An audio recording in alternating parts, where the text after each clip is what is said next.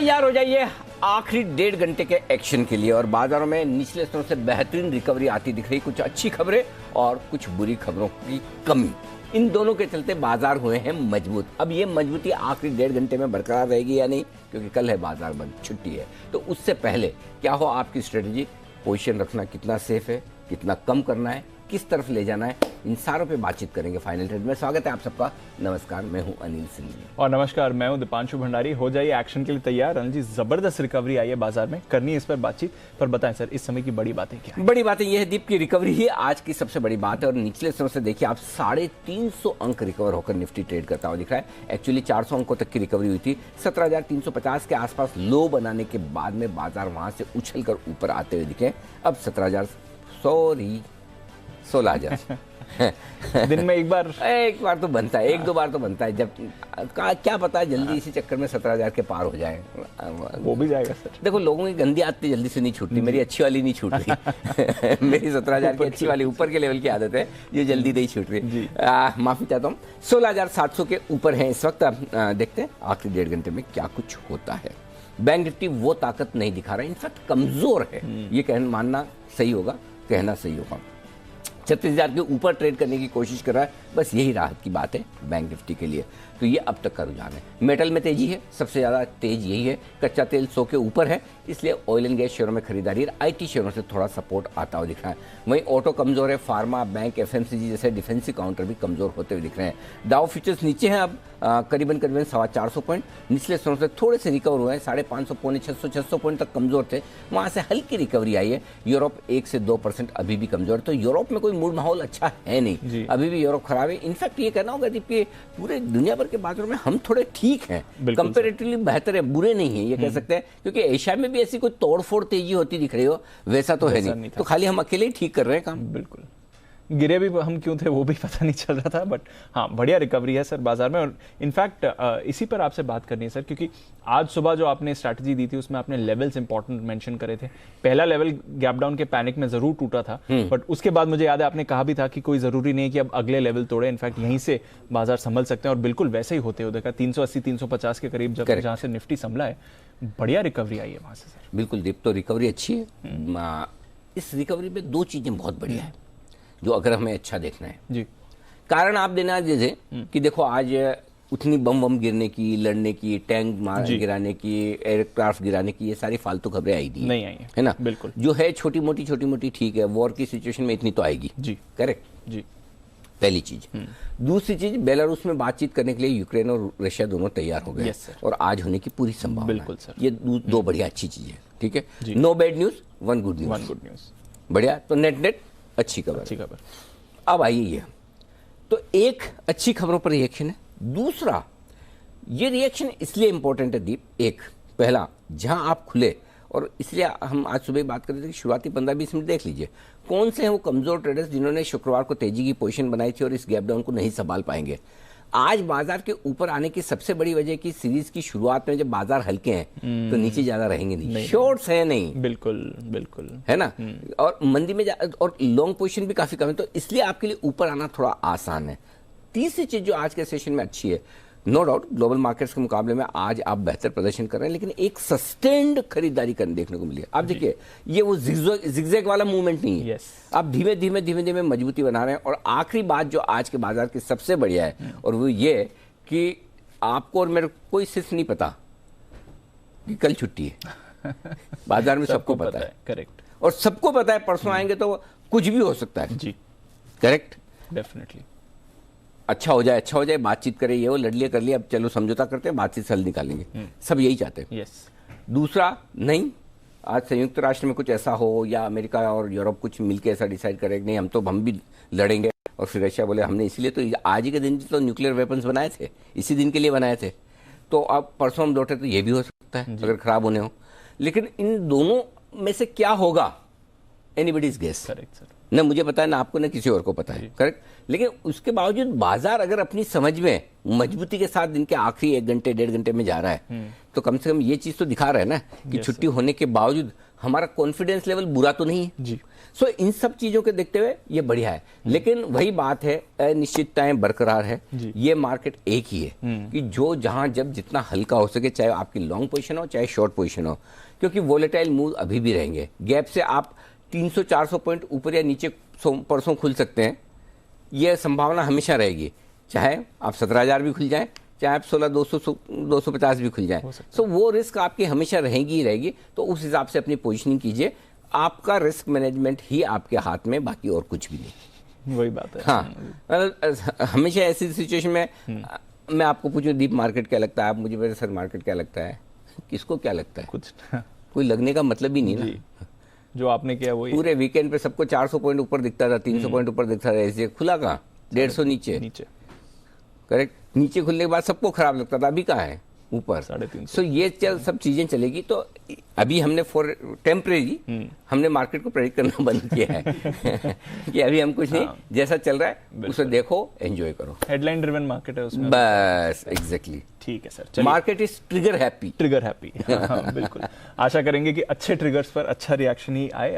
बातचीत थोड़ी देर में शुरू होने वाली है और जो भी अपडेट्स आएंगे जरूर आपको उनके बारे में हम बताएंगे।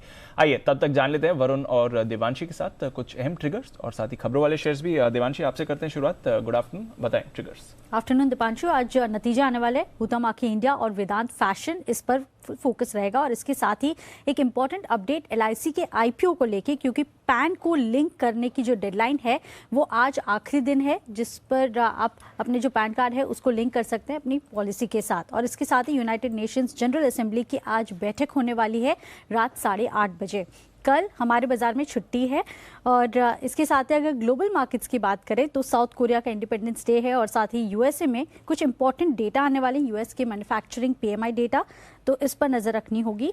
और 2 मार्च को बुधवार को जब हम आएंगे तब UPL की बायबैक पर बोर्ड की बैठक होने वाली है। वेदांता तीसरे अंतरिम डिविडेंड पर फैसला लेगा। और साथ ही स्पाइस जेट पर नजर रखें क्योंकि सुप्रीम कोर्ट में एक्स प्रमोटर के मामले में सुनवाई होने वाली है। और साथ ही अगर इन ग्लोबल मार्केट्स की बात करें तो OPEC की एक इंपॉर्टेंट बैठक है, तो इसके चलते कच्चे तेल की जो प्राइसेस हैं इस पर फोकस रहेगा। तो ये हैं आपके लिए कुछ इंपॉर्टेंट ट्रिगर्स, कई सारे इंपॉर्टेंट बैठक और भाषण भी होने वाले हैं। वरुण, बताएं खबरों वाले शेयर्स। ओके, सबसे पहले यहाँ पे अरबिंदो फार्मा चीन से इंपोर्टेड डाइसाइक्लो हेक्साइल कार्बोडाइमाइड पर एंटी डंपिंग ड्यूटी जो है उसकी सिफारिश की गई है, DGTR की तरफ से सिफारिश की गई है, तो इसका इम्पैक्ट अरबिंदो फार्मा पे है। GSFC, बॉम्बे, परमा, इसके अलावा ग्रीन प्लाई, सेंचुरी प्लाई, इन सब के लिए बड़ी खबर है क्योंकि EU, UAE, जापान और कतार से इंपोर्ट होने वाले मेलामाइन पर ड्यूटी जो है वो लगने वाली है, ये खबर आई है, तो इसका भी इम्पैक्ट देखने मिला इन काउंटर्स पे। ओरियन प्रो सॉल्यूशंस, इस कंपनी को कोस्टा रिका से करीब $2.25 लाख के आसपास का ऑर्डर मिला है। जेनटेक को छोटा सा ऑर्डर मिला है करीब 13.5 करोड़ के आसपास का। यूनिकेम लैब्स, मिर्गी की एक दवा को US FDA से मंजूरी मिल चुकी है। कोल इंडिया के लिए खबर आई और ये कोजेंसीज के हवाले से खबर है कि रियो टिंटो के साथ एल्यूमिनियम JV बनाने के लिए कंपनी विचार कर रही है। करीब 30,000 करोड़ के आसपास की एल्यूमिनियम JV के लिए बातचीत हो रही है। इसमें रियो टिंटो का हिस्सा जो है 74% के आसपास हो सकता है।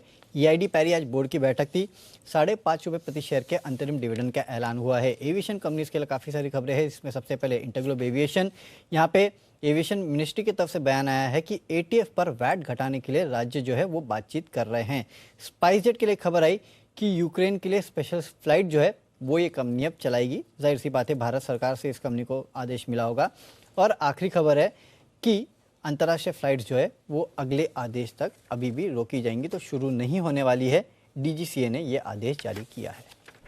तो अनफॉर्चुनेटली फ्लाइट्स, इंटरनेशनल फ्लाइट्स पूरी तरह से शुरू नहीं हो रही हैं, पार्शियल तो ऑलरेडी हम देख रहे हैं वहाँ पर एक्टिविटी है। इस बीच निफ्टी सडनली गिरा है, अब सडनली गिरा है मतलब 30 पॉइंट की ऊपर से ड्रॉप हुई है, बट हम देख रहे थे जब अनिल जी बात कर रहे थे करीब 35-40 पॉइंट ऊपर था निफ्टी, अब वहाँ से फिसलकर एकदम सपाट हो गया। थोड़ा उतार चढ़ाव बड़ा रहेगा।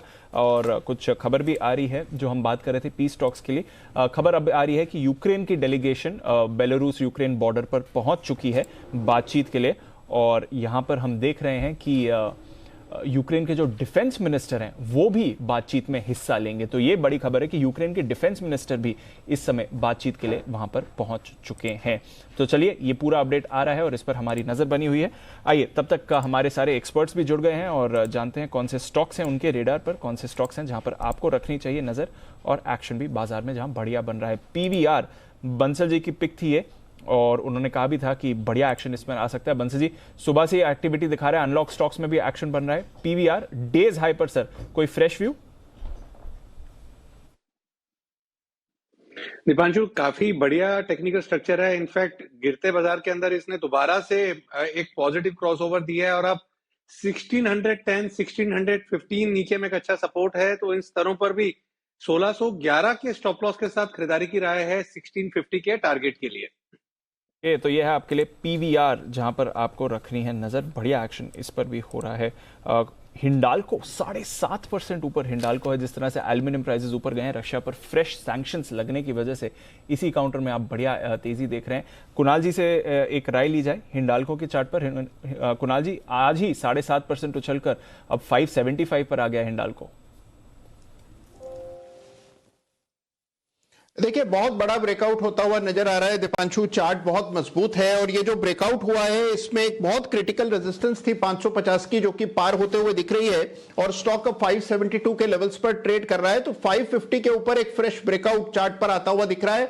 मेरी राय में देखिए, अगर मान लीजिए कोई डिप मिलता है तो उसमें खरीदारी के बारे में सोचना चाहिए। 550 अब एक मेजर फ्लोर प्राइस बन जाएगा और उसके नीचे जाने की संभावना कम दिखती है। ऊपर खुला नीला आकाश है और हो सकता है कि आपको 615 के लेवल्स भी हिंडाल्को में देखने को मिले।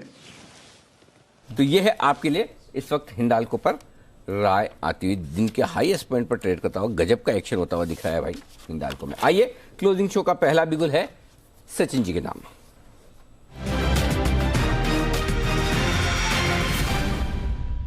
बताएं sir. Good afternoon Anil ji, good afternoon Deepanshu.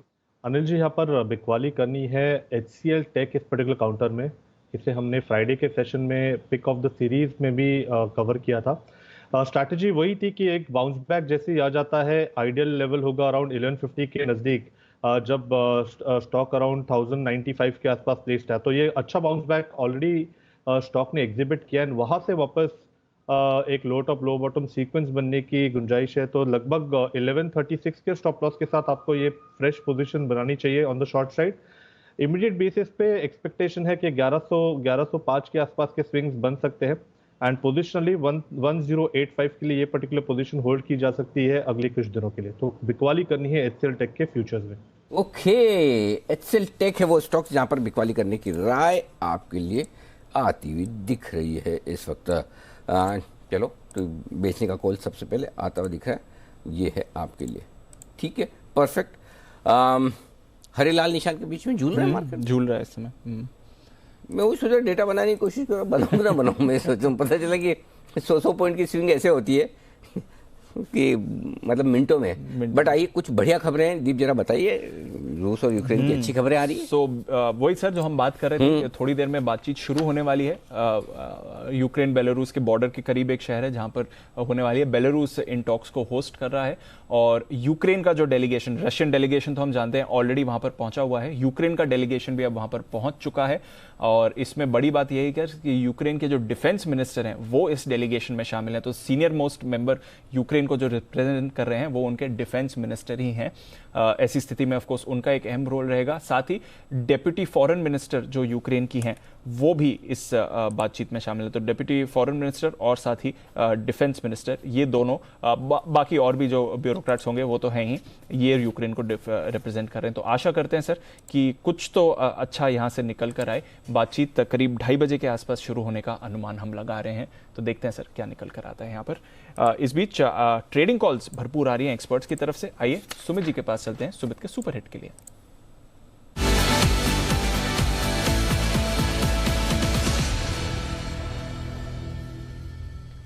बताएं सुमित जी।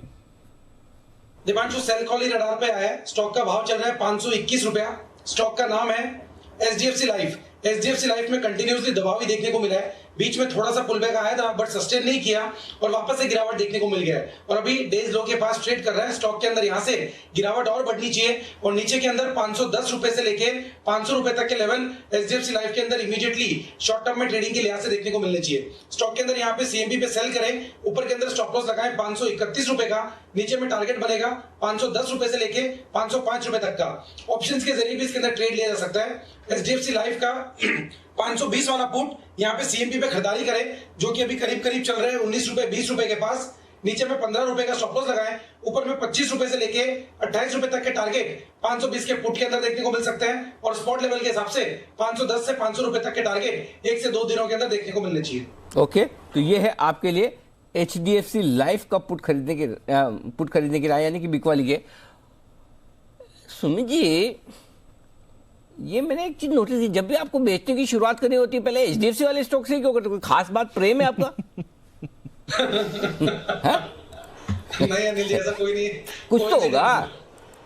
नहीं अनिल जी, सिर्फ कोइंसिडेंस है। कोइंसिडेंस है ना? कोई एच लेटर के साथ आपके वो किसी मतलब किसी आपने न्यूरोलॉजिस्ट या एस्ट्रोलॉजर को बताया कि एच लेटर पे जब जब भी आप कॉल देंगे शॉर्ट साइड पे वो आपके सही पड़ेंगे? वो मतलब जनरली एचडीएफसी वाले सब लोग बोलते हैं ये तो लास्ट में गिरने वाले में। सुमित जी पहले, हाँ सुमित जी आप पहले देते हो, इसका कारण समझना चाहता हूँ। नहीं अनिल जी, कोई कारण नहीं है, चार्ट्स के ऊपर वीक लग रहा है। हाँ। कोई एस्ट्रोलॉजी, कोई ज्योतिष, कोई पंडित कुछ नहीं है इसके अंदर। ओके, पूरी तरह से चार्ट्स पर निर्भर है हमारे सुमित जी और राय है उनकी तरफ से बिकवाली की एचडीएफसी लाइफ में। ओके, तो ये है आपके लिए तैयार। आइए सिद्धार्थ जी तैयार हैं सुपर सीट के साथ।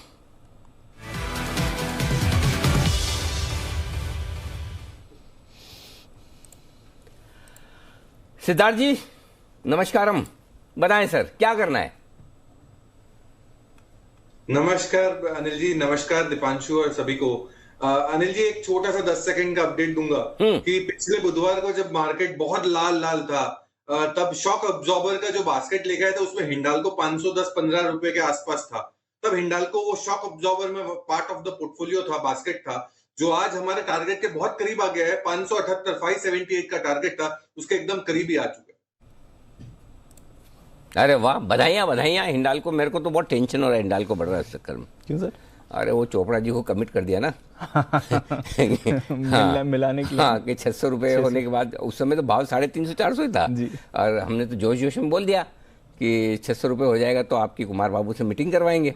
बहुत स्ट्रांगली उन्होंने रिकमेंड किया, चोपड़ा साहब ने कन्विक्शन के साथ किया, हाई कन्विक्शन मानना पड़ेगा। अच्छा बताइए सिद्धार्थ जी, आप कौन सी पिक है सर?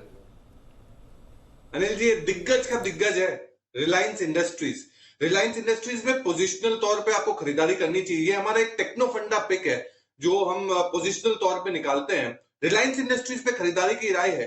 पहले तो मैं लेवल्स बता दूं आपको, 2240 का स्टॉप लॉस रखना चाहिए और टारगेट रखना चाहिए 2630, 2630 लार्जेस्ट ऑयल रिफाइनिंग और पेटकेम, जिससे क्रूड के बढ़ोतरी पे फायदा। साथ ही साथ जो इनके दूसरे बिजनेस जियो, टेलीकॉम, साथ ही साथ रिटेल दोनों ही अच्छा कर रहे हैं। ग्रीन हाइड्रोजन पॉलिसी का बेनिफिशियरी और ओवरऑल पर्सपेक्टिव से मैं मानता हूं कि जो फ्री कैश फ्लोज है, नंबर्स अगर फाइनेंशियल्स की बात करें, डेटा की बात करें, तो फ्री कैश फ्लोज भी बहुत स्ट्रांग है रिलायंस के रिटेल बिजनेस में।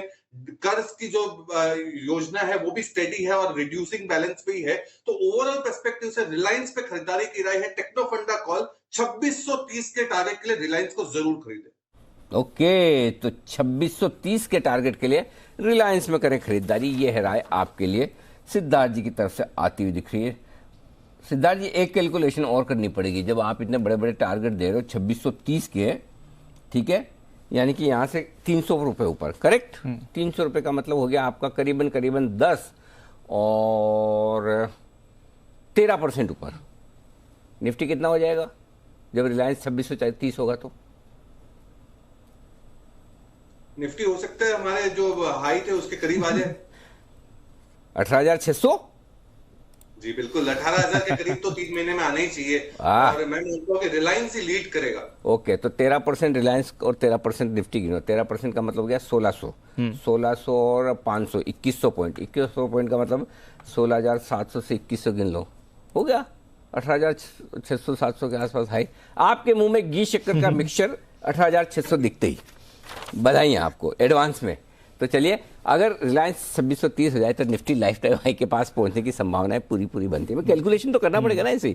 ये है क्वांटिटेटिव रिसर्च जो हमने सिद्धार्थ जी की टेक्नो फंडा रिसर्च के साथ आपके लिए रखी है। आइए बढ़ते हैं आज के एक बड़े डेवलपमेंट की तरफ। जी हाँ, माधवीपुरी बुच जो सेबी की होल टाइम डायरेक्टर थी, अब सेबी की कमान उनके हाथों में, सेबी प्रमुख के तौर पर उनकी नियुक्ति हुई है। हमारे संवाददाता ब्रजेश हमारे साथ हैं इस वक्त, जो सेबी के मामलों पर गहरी नजर और पकड़ रखते हैं। आइए जानते हैं उन्हीं से माधवीपुरी बुच के बारे में, जो सेबी की होल टाइम डायरेक्टर भी रही है और अब सेबी प्रमुख बनने जा रही हैं।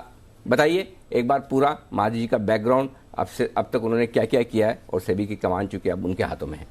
बिल्कुल, माधवीपुरी बुच IIM अहमदाबाद से पोस्ट ग्रेजुएट हैं मैनेजमेंट में, सेंट स्टीफेंस कॉलेज से ग्रेजुएट हैं और उसके बाद उनका लंबा वक्त जो है ICICI बैंक में अलग अलग जगहों पर रहा। वो ICICI सिक्योरिटीज़ की CEO भी रही हैं, तो कैपिटल मार्केट का उनके पास अच्छा खासा तजुर्बा है, साथ ही बैंकिंग का भी उनको अच्छा तजुर्बा है। तो अगर एक बात ये देखें कि कोई नया व्यक्ति आता है सेबी चेयरमैन के पद पर, तो शायद उनको वक्त लगता है, लेकिन अभी वो अक्टूबर में ही उनका मेंबर का कार्यकाल खत्म हुआ था और उसके बाद वो सेबी की एक टेक्नोलॉजी और रेगुलेटरी मामलों की कमेटी से भी जुड़ी हुई थी। तो एक तरह से कहें तो वो सेबी से बाहर गई नहीं थी, वो उनका सेबी से जुड़ाव बना ही हुआ था। वो अलर्ट्स करके एक कमेटी है, उसकी मेंबर थी। अब सेबी में बतौर मेंबर रहते हुए जो उनका प्रोफाइल था वो इन्वेस्टिगेशंस का था, सर्विलांस का था और इसके अलावा म्यूचुअल फंड और जो दूसरे इन्वेस्टमेंट से जुड़ा डिपार्टमेंट है IMD जिसको कहते हैं इन्वेस्टमेंट मैनेजमेंट डिपार्टमेंट, उसकी हेड रही हैं। तो म्यूचुअल फंड में बहुत सारे जो रेगुलेशंस में तब्दीली आई है उसके पीछे वो रही हैं। साथ ही बहुत सारे बड़े बड़े मामले जिसका जो उन्होंने पकड़े हैं बतौर सर्विलांस हेड रहते हुए सेबी में एज ए बोर्ड मेंबर, उसका चार्ज देखते हुए, साथ ही बहुत सारे बड़े बड़े मामलों के इन्वेस्टिगेशंस किए हैं। अगर सिर्फ Google plus SEBI plus Madhabi Puri Buch plus order डालेंगे तो बहुत सारे नाम जो है आपको मिल जाएंगे कि उन्होंने क्या क्या किए हैं। और सबसे बड़ी बात ये थी कि वो फियरलेस रही हैं, किसी का भी कोई ऑर्डर पास करना हो कोई डर नहीं है। अगर पॉइंट्स हैं, फैक्ट्स हैं, लीगली सब कुछ ठीक है तो कोई भी हो ऑर्डर पास करने में उनका मतलब उनको कोई झिझक नहीं होती थी। तो अब वो प्रमुख के तौर पर आ रही हैं। और साथ ही एक और चीज थी कि टेक्नोलॉजी पर बड़ा उनका फोकस रहा था, क्योंकि जब भी वो सर्विलांस और इन्वेस्टिगेशन टीम के लोगों के साथ, जैसा कि हमने उनके आखिरी जो प्रेस कॉन्फ्रेंस थी उसमें पूछा था कि आप क्या चाहती हैं कि सेबी में आपके जाने के बाद जो चीज है वो और जारी रहे, तो उनका ये कहना था कि हमारी जो जूनियर टीम है, खासतौर पर जो सर्विलांस में है या जो इन्वेस्टिगेशन में काम करते हैं, वो टेक्नोलॉजी के साथ अपडेटेड होते रहें। जैसे बहुत सारे मामले जो पकड़े गए थे वो लोगों के लिंक्डइन प्रोफाइल से पकड़े गए थे, सोशल मीडिया की प्रोफाइल से पकड़े गए थे। तो इस तरह की जो चीजें हैं, साथ ही आर्टिफिशियल इंटेलिजेंस वगैरह जो इन्वेस्टिगेशन डिपार्टमेंट यूज करता है या सर्विलांस टीम यूज करती है, तो उस पर उनका बड़ा फोकस था कि सेबी को वक्त के साथ ये तकनीकी तौर पर जो उनके कर्मचारी हैं वो बड़े सक्षम हों ताकि गड़बड़ियों को पकड़ पाएं और लोगों को होने वाले संभावित नुकसान से बचा सकें। तो ये एक तरह से कहें तो उनका पूरा बिल्कुल। तो बैंकिंग और कॉर्पोरेट सेक्टर दोनों का गहरा अनुभव है। ICICI बैंक में उन्होंने लंबा समय बिताया, 12 साल से ज़्यादा काम किया, कई कंपनियों के बोर्ड पर वो डायरेक्टर रही और 2017 से क्योंकि होल टाइम डायरेक्टर थी और कई सारे बड़े ऑर्डर्स माधवी जी ने पास किए हैं, तो जाहिर सी बात है कि उनकी सेबी के मामलों पर गहरी पकड़ है, इन्वेस्टिगेशन पर गहरी पकड़ है और शायद उनके ये जो 4 साल रहे उन्हीं कार्यकाल की बदौलत वो अब सेबी प्रमुख की पोस्ट पर पहुंची है। तो ये है इस वक्त का सबसे बड़ा डेवलपमेंट रेगुलेटर्स के लिहाज से। माधवीपुरी बुच अब सेबी की नई चेयरमैन होंगी, सेबी की नई प्रमुख होंगी, इस बात का ऐलान। और ये बता दें आपको कि ये नियुक्ति 3 साल के लिए की गई, तो अगले 3 साल मेरे ख्याल से आज त्यागी साहब का आखिरी दिन है और कल से उनकी नियुक्ति हो जाएगी माधवी जी। देखिए कल वैसे तो छुट्टी है, शिवरात्रि का दिन है, आज त्यागी जी का अंतिम दिन है कामकाज का, तो संभव है कि वो आज चार्ज लें या कल छुट्टी हो सकता है परसों लें। तो जिस दिन से भी वो चार्ज लेंगी उस दिन से लेकर के 3 साल तक का कार्यकाल जो है होगा। और एक बात और हम चर्चा कर रहे थे कि चेयरपर्सन कहेंगे या चेयरमैन कहेंगे, ये कंफ्यूजन था। तो जो नोटिफिकेशन है उसमें चेयरमैन लिखा हुआ है, चेयरमैन लिखा हुआ है, तो ओके चेयरमैन। ये दिक्कत जो है एसबीआई चेयरमैन के साथ भी आई थी जब अरुंधति जी चेयरमैन बनी थी, उस वक्त भी आया था कि चेयरपर्सन लिखेंगे या चेयरमैन लिखेंगे, तो वहां भी एसबीआई एक्ट में चेयरमैन लिखा हुआ था। तो चेयरमैन, तो डेजिग्नेशन जो है, पोस्ट जो है चेयरमैन की, हाँ, नहीं तो हम सोचते थे हम तो सेबी प्रमुख कहेंगे, वो सेफ है, एकदम सेफ है। सेबी प्रमुख तो आई,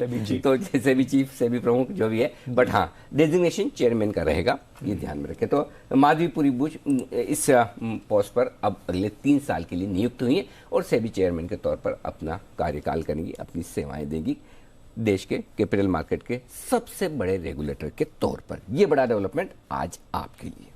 बिल्कुल, तो चलिए, ये बाजार का बड़ा डेवलपमेंट और बाजार भी बढ़िया एक्शन में। 50 पॉइंट ऊपर अब निफ्टी है, तो थोड़ा उतार चढ़ाव के बीच आपको कारोबार बाजार में होते हुए दिख रहा है। कुछ और स्टॉक्स जो अच्छे एक्शन में आ रहे हैं वहां पर डालिए जरा नजर। कॉनकॉर, ये आज अच्छे मूवमेंट दिखा रहा है, 2.5% ऊपर कॉनकॉर का चार्ट है। डेज हाई पर कॉनकॉर इनफैक्ट इस समय आपको आते हुए दिख रहा है। आइए किरण जी से एक बार जरा कॉनकॉर के चार्ट पर राय ली जाए। किरण जी, 600 के पार जाने की तैयारी में काउंटर सर? दीप, very good afternoon. Anil ji, very good afternoon. Conquer ने बहुत अच्छा बेस बिल्डिंग फॉर्मेशन कर रहा है, लगभग 570 580 के आसपास, और उधर से मुझे लगता है कि एक अच्छा सपोर्ट होने के कारण रिस्क बहुत कम है। 560 का मेरा स्टॉप लॉस रहेगा। और जिस तरीके से आर्ली चार्ट्स पे जो ट्रेंड रिवर्सल प्राइस पैटर्न देखने को मिल रहा है वो काफी सराहनीय है। एक बहुत अच्छा वॉल्यूम प्रोफाइल हुआ है और जिसका ट्रेडिंग के लिहाज से स्टॉप लॉस 585 के आसपास रहना चाहिए। कैश लेवल्स की बात कर रहा हूं और टारगेट्स के लिए मानता हूं पोजिशनली 622 630 के लेवल्स देखने को मिल जाने चाहिए।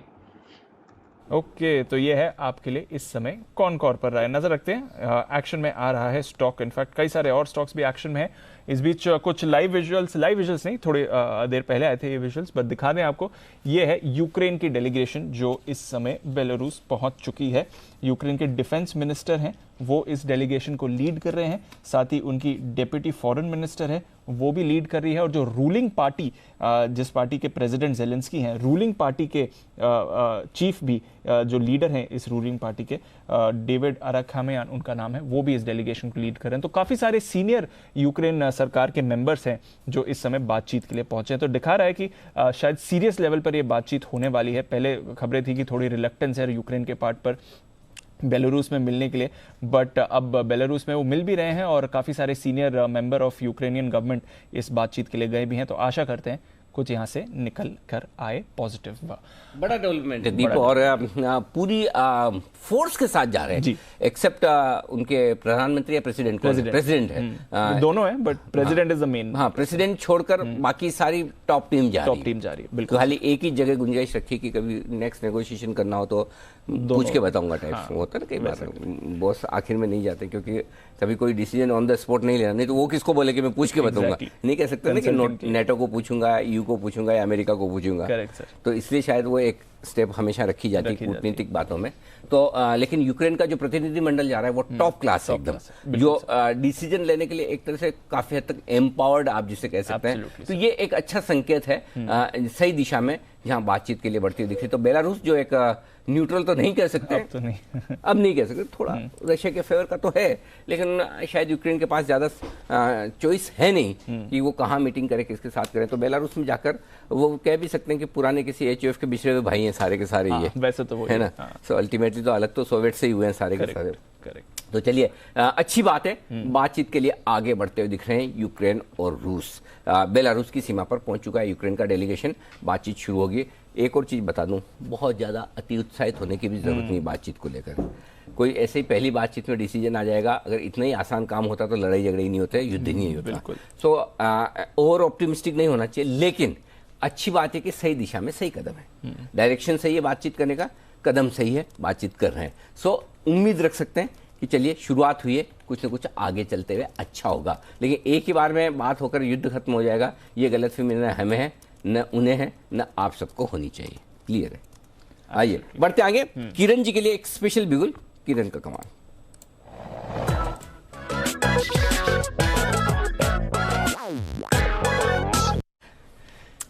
तो किरण जी, आपने देखा होगा आमतौर पर आपका जो बिगुल बजता है उसकी शुरुआत में कुछ ऐसा है, तो स्पेशल बिगुल बोलते, पहले स्पेशल वाला बिगुल निकला उसको एकदम लास्ट मोमेंट पे रोका गया, बिल्कुल जैसे मतलब मिसाइल निकलने वाली और एकदम रोक दी, और फिर किरण का कमाल वाला बिगुल आ गया। अब बताएं सर आपका स्टॉक।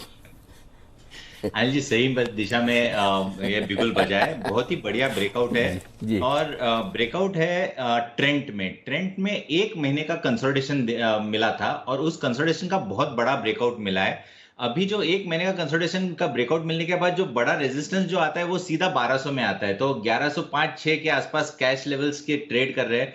1080 यानी लगभग 25 रुपए का रिस्क है और ऊपर लगभग 100 रुपए के टारगेट्स है, तो 1:4 का रिस्क टू रिवॉर्ड्स निकल के आ रहा है। तो मैं 1100 का कॉल ऑप्शन जो लगभग अभी 60 रुपए के आसपास मिल रहा है उसको बाय करने की सलाह दूंगा। 48 का स्टॉप लॉस रहेगा और 97 to 110 ये टारगेट्स रहेंगे।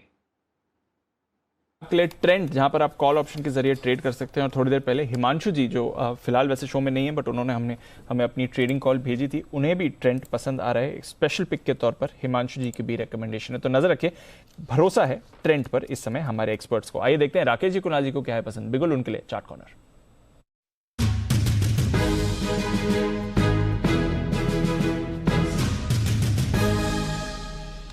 बताएं सर। दीपांशु, हमें पसंद है टाइटन है हमारा चार्ट कॉर्नर पिक। अगर इसको देखें तो यूक्रेन वॉर के चलते इस स्टॉक के अंदर लीस्ट गिरावट देखने को मिली, अपनी बड़ी वाली जो मीडियम टर्म एवरेजेस हैं उसके भी नीचे नहीं गया, और ये स्टॉक एक फायरवर्क्स के लिए, एक ब्लास्ट के लिए रेडी है। टेक्निकल स्ट्रक्चर सुपर्ब है, हाई कन्विक्शन कॉल है। ओवर टू कुणाल जी। देखिए दीपांशु, एक कंसोलिडेशन चल रहा था टाइटन में, और सबसे अच्छी बात यह है कि एक आउट परफॉर्मिंग स्टॉक है जिसने इस गिरावट में बिल्कुल हिस्सा नहीं लिया, यानी कि इसमें ताकत है। और अब इसमें हमें लगता है कि कंसोलिडेशन पूरा होते ही इसमें आपको एक बड़ा अपसाइड देखने को मिलेगा। खरीदारी करके चलने की राय है। 2475 पर स्टॉप लॉस रख लें, 2475 पर। पहला टारगेट होगा 2575 का, 2575 का, और इवेंचुअल टारगेट होगा 2615 का। तो 2615 2620 के टारगेट के लिए टाइटन में खरीदारी कराए। ओके, तो ये है आपके लिए टाइटन जहां पर आपको करनी है खरीदारी इस समय। पसंद आ रहा है कुणाल जी, राकेश जी को भी। और एक और टाटा ग्रुप स्टॉक है जो आपको अपने रेडार पर रखना है। पर आइए, बाजार का जो एक्शन हो रहा है थोड़ा उतार चढ़ाव है, बट निफ्टी वापस स्ट्रेंथ पकड़ते हुए दिख रहा है। क्या करना है इस समय बाजार में, जानते हैं अनिल जी के साथ market strategy.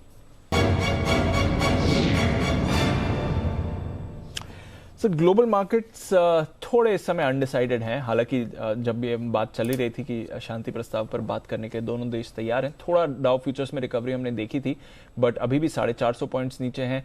Nasdaq futures 225 points नीचे हैं। यूरोप में भी हम देख रहे हैं सर, एनीवेयर बिटवीन 1.5 से 3% की गिरावट आपको यूरोप में आती हुई दिख रही है। रशिया का रूबल तो ऑफकोर्स रिकॉर्ड लो पर है ही, उनके बाजार आज खुले नहीं हैं। शाम 5 बजे पता चलेगा कि आज खुलने वाले हैं या नहीं। कच्चा तेल सर 4% ऊपर है। हालांकि अच्छी बात है कि थोड़ा ऊंचाई से फिसला है, बट $102 पर ब्रेंट बरकरार है। एशिया में हमने मिला जुला कारोबार देखा, कोई इतनी बड़ी खास क्लोजिंग नहीं हुई थी।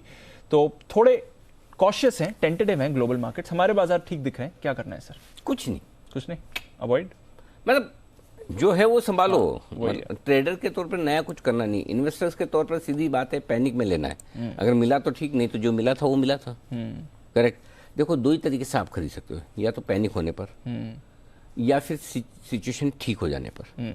अभी हम बीच में, अब परसों क्या होगा नहीं पता। ठीक हो जाएगी तो फिर 400-300 पॉइंट ऊपर लेंगे, और पैनिक हो गया तो 500-700 नीचे लेंगे।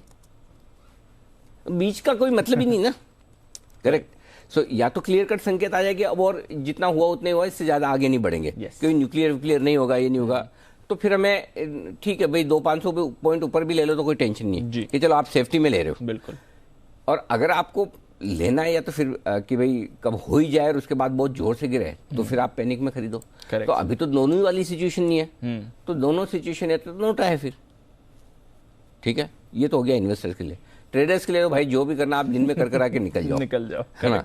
नहीं तो फिर वही वाली हाल होगी, सैटरडे संडे कि भाई बहुत सारे लोगों ने तो पार्टी कर ली कि 400 ऊपर खुलने जा रहा है, खर्चा कर दिया, वो और अलग से लग गया मार्क टू मार्केट लॉस के साथ में। तो इसलिए क्या है, वीकेंड पे क्या होगा पता तो चलेगा नहीं। कल फिर छुट्टी है, परसों खुलेंगे 2 दिन के साथ, तो बेटर है नया पोजीशन ओवरनाइट न रखें, पुराना है वो संभाले। मार्केट के डायरेक्शन का पता लगाने के बजाय अपनी सिचुएशन का पता लगाएं कि आपके पास कितने पैसे हैं, कितना रिस्क मैनेजमेंट है, कितना ऊपर नीचे खुले तो आप संभाल पाएंगे, वो देखिए और रखिए। तो नया जो भी करना दिन के दौरान। अब आइए आपको डेटा बता दूं। 16,700 जहां पर हम हैं वही मेक और ब्रेक लेवल है। 25-25 लाख शेयरों का ओपन इंटरेस्ट है वहां पर, ठीक है। 16,700 पर, 16,600 पर 30 लाख शेयर पुट में है, 20 लाख शेयर कॉल्स में। तो ऐसा लग रहा है कि 16,600 16,700 के बीच में बाजार को करना है टाइम पास। न 16,700 के ऊपर बंद होने की जल्दबाजी दिख रही है, न 16,600 के नीचे बंद होने की हड़बड़ी दिख रही है। मजबूत सपोर्ट इसके बाद जो निकल कर आता है वो 45 लाख शेयरों का 16,500 पर है। सो उसके बाद तो बेसिकली आप सपोर्ट जोन में ट्रेड करें जो 16,500 से 16,700 की निकल कर आती है इस वक्त, ये डेटा के लिहाज से 16,700 के ऊपर 3 बजे के ऊपर टिके रहे तो थोड़ा बेहतर होंगे। ऐसा कोई अनाप शनाप तेजी नहीं होगी जो कई बार मैं बोलता हूं कि इसके ऊपर टिक गए तो 50-75 तो 100 बढ़ जाएंगे। बढ़ने में बढ़ जाए अलग बात है, लेकिन शॉर्ट्स भी तो नहीं है ना। किसी एक लेवल के ऊपर आप भागो। अब मैं आपको बताऊं दीप, 16,500 खाली 18 लाख शेयर कॉल से, 16,600 खाली 20 लाख शेयर, क्यों नहीं बढ़ रहा? शॉर्ट तो हो जी, करेक्ट। शॉर्ट होगा तो शॉर्ट कवरिंग होगी ना। अब आप समझो आप 16,700 पे हैं तो 16,700 पार करेंगे तो 16,600 तक जिसने कॉल राइटर है वो टेंशन में आएंगे। है कितने? मुश्किल से 30-40 लाख। 40 लाख शेयर वालों में क्या होना है? कुछ नहीं होना है ना। तो इसलिए शॉर्ट ज्यादा है नहीं, इसलिए अगर 16,700 के ऊपर 3 बजे तक रहे तो हो सकता है 50 पॉइंट और बढ़ के आप 16,750 के आसपास बंद हो जाए। लेकिन अभी जो डेटा दिख रही है उस हिसाब से ज़्यादा संभावना दिख रही है 16,600 16,700 के हिसाब से। लेकिन डेटा की कोई वैल्यू नहीं है, कोई इंपॉर्टेंस नहीं, कुछ नहीं है। ये साल के वो दिन है 12 जिस दिन डेटा की बच जाती है 12 उस दिन सिर्फ और सिर्फ न्यूज काम आती है। बाकी वही साल के जो बचे हुए 350 दिन है उसमें डेटा काम आएंगे। अभी डेटा की कोई वैल्यू है नहीं, खाली लेवल्स के हिसाब से सपोर्ट के लिहाज से मैं बता रहा हूँ। बाकी खबर पे ही चलेंगे। पॉइंट नंबर, फर्ज करो अभी मीटिंग शुरू हो और मीटिंग होकर बंद होने के पहले 3:15 बजे आ जाए, बहुत बढ़िया मीटिंग रही जी, फर्स्ट क्लास, वेरी गुड, मजा आ गया, फिर करेंगे कल, लो जी बढ़ जाएगा 100-150 बिल्कुल। और ये बोले कि नहीं बेकार मीटिंग है, कुछ मतलब नहीं है, तो ये सुधरने वाले हैं, कोई ऐसी मीटिंग करके फायदा नहीं, आगे नहीं मिलेंगे, जो होगा देखा जाएगा। लो फिर आ जाओगे आप वापस 16,400 16,500 की रेंज। करेक्ट। तो क्या पता क्या आएगा, इसलिए आराम से हल्के फुल्के रहो, ज़्यादा बढ़िया है। वही है कि जिंदा रहेंगे तो कमाएंगे, वैसा वाला मामला है। ये तो होगी निफ्टी। बैंक निफ्टी बता दूं जी सर, 36,000 पर है। 36,000 के नीचे नहीं रहना चाहिए बैंक निफ्टी आखिरी आधे घंटे में जाने के बाद। 36,000 के नीचे की क्लोजिंग चाहिए नहीं दीप, और उसकी वजह यह कि 36,000 के पुट पर 14 लाख शेयर हैं, कॉल्स पे 9 लाख शेयर हैं। तो क्लोजिंग बेसिस पे अगर हम 36,000 के ऊपर बंद होंगे तो बहुत बुरे नहीं, बुरे तो हैं 400 पॉइंट अब भी, लेकिन बहुत बुरे नहीं हैं। और अगर आप बंद होते हैं 37,000 के ऊपर तो ताकत का बढ़िया संकेत आएगा, जो तो बहुत ही दूर है। कम से कम 36,700 तो पहुंचे, ये शुक्रवार का हाई है। करेक्ट। और बुधवार का लो है। आप देखो, मैं आपको बोल रहा हूँ बुधवार का लो भी है, विश्वास नहीं हो रहा मैं, हाई और हाँ, बुधवार का लो और शुक्रवार का हाई दोनों लगभग बराबर है। तो हम उस गुरुवार का लो और शुक्रवार का हाई, तो हमें उस लेवल पे जाके सपोर्ट लेना है, ये ध्यान में रखिए। तो ये जरूरी, और वो आता है आपका 36,684 36,709, यानी 15-20 पॉइंट। करेक्ट। तो लगभग वही हुआ ना। तो 36,700 के ऊपर बंद होगा और बहुत दूर है तो वो तो दिखता नहीं होता हुआ, ठीक है ना। तो बैंक निफ्टी में अभी भी समस्या है, आज मजबूती नहीं है। तो अगर करना ही है ट्रेड लॉन्ग साइड पर तो वो निफ्टी होगा, बैंक निफ्टी नहीं होगा। बैंक निफ्टी नहीं होगा। ये डेटा है। ठीक है सर, क्लियर है। बाय द वे, जो रशियन कंपनीज लंदन में लिस्टेड हैं, रशिया के बाजार तो आज खुले नहीं अब तक, वो अपडेट शाम को आएगा। खोल ही नहीं रहे ये लोग, क्या हुआ मालूम है क्या होने वाला है? लेट करेंगे। अब शाम 5 बजे अपडेट आएगा कि खोल रहे हैं कि नहीं। अच्छा हाँ, तो रशिया की कंपनी का क्या हुआ? जो लंदन में लिस्टेड है रशिया की कंपनीज, एक स्पर बैंक है जिस पर स्विफ्ट सैंक्शंस भी लगे हैं, 75% नीचे है इस समय। गैसप्रॉम जो वो पाइपलाइन ऑपरेट भी करती है, जो यूरोप गैस भेजती है, 30%। रोजनेफ्ट जिसमें बीपी अपना हिस्सा बेचने वाली है, 41%। लुकोइल करके एक कंपनी है, 62%। फॉस एग्रो करके एक कंपनी है, 56%। 75% सर नीचे है इस समय। गजब का पैनिक।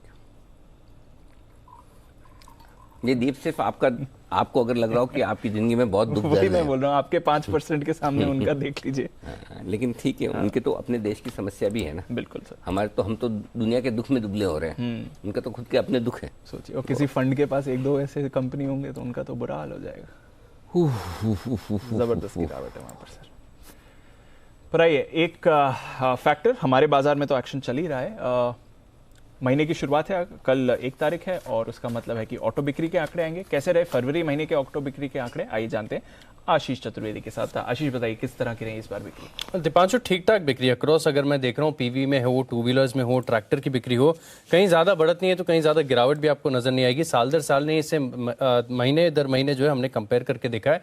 और मारुति की अगर आप कुल बिक्री देखें तो यहाँ पर जो है 1,63,000 यूनिट का जो है बाजार अनुमान लगाकर चल रहा है, यानी पिछले महीने के मुकाबले जो है आपको 6% की ग्रोथ नजर आएगी।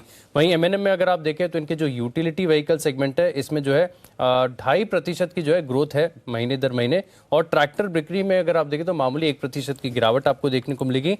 टाटा मोटर्स बाजार जो है कीनली इसके नंबर्स वॉच करेगा। यहाँ पर CV में देखें तो प्रदर्शन बढ़िया नजर आ रहा है, 9% की ग्रोथ है। लेकिन कार्स प्लस UV दोनों सेगमेंट को अगर आप मिला दें तो करीब 5% की गिरावट यहाँ पर आपको देखने को मिल सकती है। हीरो के लिए तिमाही का, माफ कीजिएगा, जो महीना है बिक्री के लिहाज से काफी बढ़िया रहेगा, क्योंकि पिछले महीने के मुकाबले जो यहाँ पर बिक्री है टू व्हीलर्स की, इसमें 13% का इजाफा है। इनफैक्ट मैं देख भी रहा हूँ कि टू व्हीलर्स में अगर आप देखें तो हीरो का प्रदर्शन जो है आपको अच्छी साइड पर देखने को मिलेगा। वहीं बजाज ऑटो की बात की जाए तो यहाँ पर जो टू व्हीलर की बिक्री है इसमें करीब 2% की गिरावट देखने को मिलेगी। TVS मोटर्स, दोनों जो सेगमेंट है अलग अलग रिपोर्ट करता है, मोटरसाइकिल है और स्कूटर है, तो मोटरसाइकिल की जो बिक्री है केवल 2% बढ़ेगी और स्कूटर की बिक्री में भी अगर आप देखें तो मामूली अनचेंज्ड है, करीब 1% का आपको इजाफा देखने को मिलेगा। आयशर मोटर्स, रॉयल एनफील्ड का प्रदर्शन बिक्री के लिहाज से काफी बढ़िया, 7% की बढ़त यहाँ पर देखने को मिलेगी। और वॉल्वो आयशर जो कमर्शियल व्हीकल के लिए इनका जेवी है, इसमें भी अगर आप देखें तो करीब 11% की ग्रोथ नजर आएगी। अशोक लेलैंड की बात की जाए तो यहाँ पर मामूली ग्रोथ है CV में। अशोक लेलैंड के वो जो नंबर आएंगे इतने खास नहीं है। और एस्कॉर्ट्स की बात की जाए तो यहाँ पर भी अगर आप देखें तो काफी बढ़िया है, 26% की ग्रोथ जो है आपको महीने दर महीने नजर आएगी। तो कुल मिलाकर ठीक ठाक नंबर्स आएंगे इस बार। तो अच्छे नंबर्स आ सकते हैं, एटलीस्ट ठीक ठाक नंबर्स आ सकते हैं इस बार। चलिए देखते हैं कैसी रहेगी इस पर हमें ऑटो बिक्री के परफॉर्मेंस। वागले साहब से एक बार जरा एस्कॉर्ट्स पर राय लेनी थी। वागले साहब, एक्चुअली सुबह के कियोस में रह गया, बट झुंझुनवाला साहब ने थोड़ी हिस्सेदारी यहाँ पर बढ़ाई है। जो कुबोटा को शेयर अलॉट करने थे वो प्रोसेस चल रहा है। एस्कॉर्ट जरा चार्ट पर राय दें सर। 1850 दीपांशु, समाव चार्ट में कुछ स्ट्रेंथ नहीं दिख रही है। 3 दिन पहले जो गिरावट हुई थी वो लेवल ब्रेक जब तक नहीं करेगा स्ट्रेंथ नहीं आएगी। मैं फ्यूचर्स के लेवल दे रहा हूँ, अभी 1787-88 है। मेरा मानना है 1815-1820 जब तक क्रॉस नहीं करेगा स्ट्रेंथ नहीं आएगी। हाँ, अगर क्रॉस करता है फिर 1880 तक जा सकता है, लेकिन फिर भी 1850-1900 के बीच में एक रेजिस्टेंस है जो क्रॉस इमीडिएटली नहीं करेगा, तो मैं थोड़ा सा वेट करूंगा। लॉन्ग टर्म व्यू पॉजिटिव है, लेकिन यहाँ पर थोड़ा सा ऊपर में बिकवाली आ रही है। एस्कॉर्ट्स फिलहाल अवॉइड या वेट एंड वॉच की सलाह वागले साहब की तरफ से। इस बीच इंडिया सीमेंट्स में एक अच्छा स्पाइक आ रहा है। सत्यजी, इंडिया सीमेंट्स का चार्ट देखें, वापस 200 के पार जा रहा है और इस समय बढ़िया स्पाइक आ रहा है। कोई राय इस पर?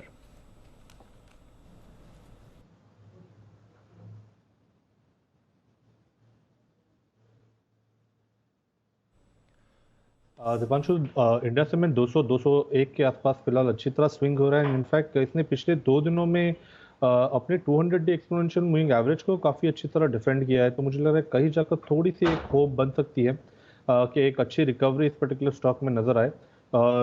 210 ये इसके ट्रेडिंग रेंज का अपर बाउंड है, तो मुझे लग रहा है यहाँ तक एक बार ये पर्टिकुलर मूव एक्सटेंड होने की प्रोबेबिलिटी थोड़ी सी ज़्यादा लग रही है। And on the lower side 196 अभी यहाँ से एक इम्पॉर्टेंट सपोर्ट बन जाता है। अगर ये पर्टिकुलर सपोर्ट टूट जाए तो मुझे लग रहा है मोमेंटम वापस फिजल आउट होगा। बट जिस तरीके से फिलहाल स्ट्रक्चर है, जिस तरीके से इसने पिछले 3 दिनों में ये 200-डे एक्सपोनेंशियल मूविंग एवरेज को डिफेंड किया है, तो मुझे लग रहा है 196 के स्टॉप लॉस के साथ लॉन्ग्स बने रखने में कोई हर्ज नहीं है। रिव्यू करनी चाहिए पोजीशन 210 के आसपास।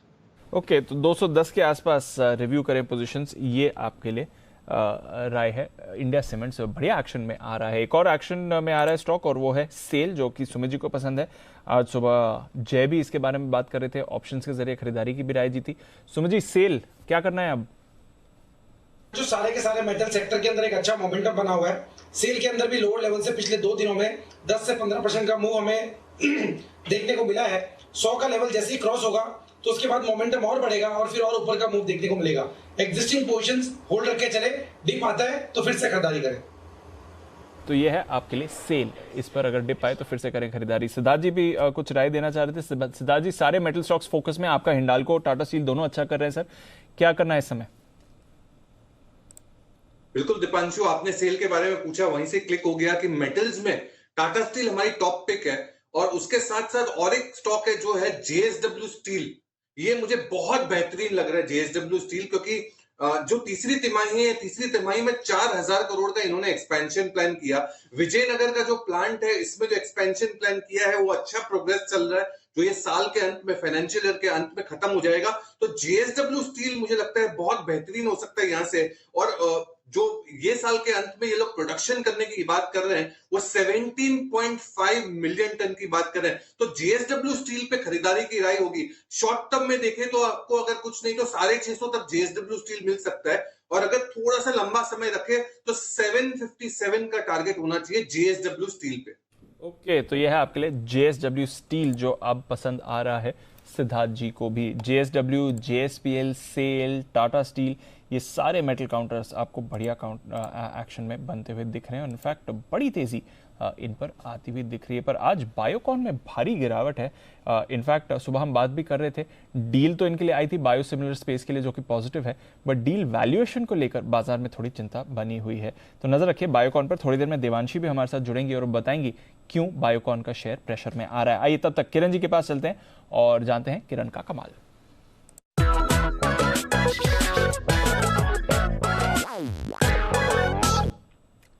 बताएं Kiran ji.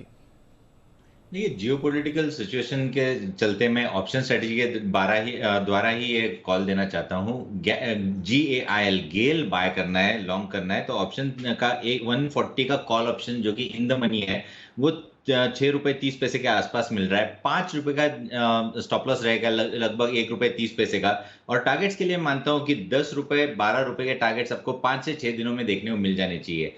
Gas authority of India में हुआ क्या है कि जो इंपॉर्टेंट जो स्विंग टॉप था वो टूट गया है बहुत अच्छे स्ट्रॉन्ग वॉल्यूम्स के साथ, और ऑप्शन चेन डेटा में 140 में बहुत अच्छा खासा अनवाइंडिंग देखने को मिल रहा है, और जो आगे राइटिंग हो रही है लगभग 150 के आसपास हो रही है। तो मेरा मानना है कि 147 148 के टारगेट्स आपको देखने को मिल जाने चाहिए गेल में। तो 140 का कॉल ऑप्शन 5 रुपए के स्टॉप लॉस से 10 के टारगेट्स के लिए लेना चाहिए। ओके, तो यह है आपके लिए 140 का कॉल, जहां पर करनी है खरीदारी। गेल अगेन कमोडिटी प्लेस। बेसिक बात यही है कि बाजार में अगर आज आपको सेफ्टी चाहिए, जहां पर बेटर रिस्क रिवॉर्ड सुबह अगर आया है, वो है आपके सारे के सारे कमोडिटी प्लेस में। वहां पर रखिए नजर। केमिकल स्टॉक्स पर ही रखिए नजर। नवीन फ्लोरिन पर आपको अच्छी खरीदारी आती हुई दिख रही है। ये एक और काउंटर है जहां पर तेजी बनी हुई है। तो metals, oil and gas, chemicals, Anil ji बढ़िया एक्शन। बिल्कुल ये एक्शन है बढ़िया। चलिए आइए बढ़ते आगे, और अब वक्त है बस इंसाफ से मुलाकात करने का।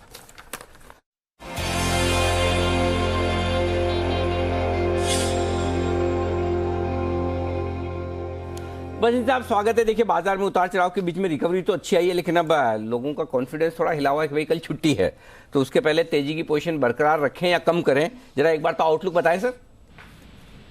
बिल्कुल अनिल जी, कोई दो राय नहीं है। मैं आपको कह सकता हूं India now set to outperform. जो एक थर्सडे को एक्सपायरी थी वो वन ऑफ था, 6 सिग्मा जिसे कहते हैं। रोज उस चक्कर में मत रहिए। अब आप 17,500 17,700 की बात करिए, और उस कारण से डाउ फ्यूचर्स आपको लेने नहीं देंगे, मैं आपको बेचने नहीं दूंगा। तो सिंपल चीजें बने रहिए। और दूसरी बात, अच्छे दिग्गज शेयरों में सुबह आपको 3 शेयर दिए थे जब सब पैरालिसिस में थे, आपको याद है।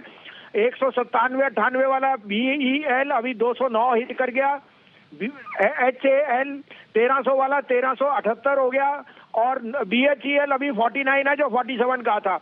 BHEL is making all the heat converters for compact heat converter, heat exchangers for HAL, also the air cooling। माने उनके पास तो ऑर्डर बुक 1 साल की है, और HAL में अब और आप देखेंगे हिंदुस्तान एरोनॉटिक्स।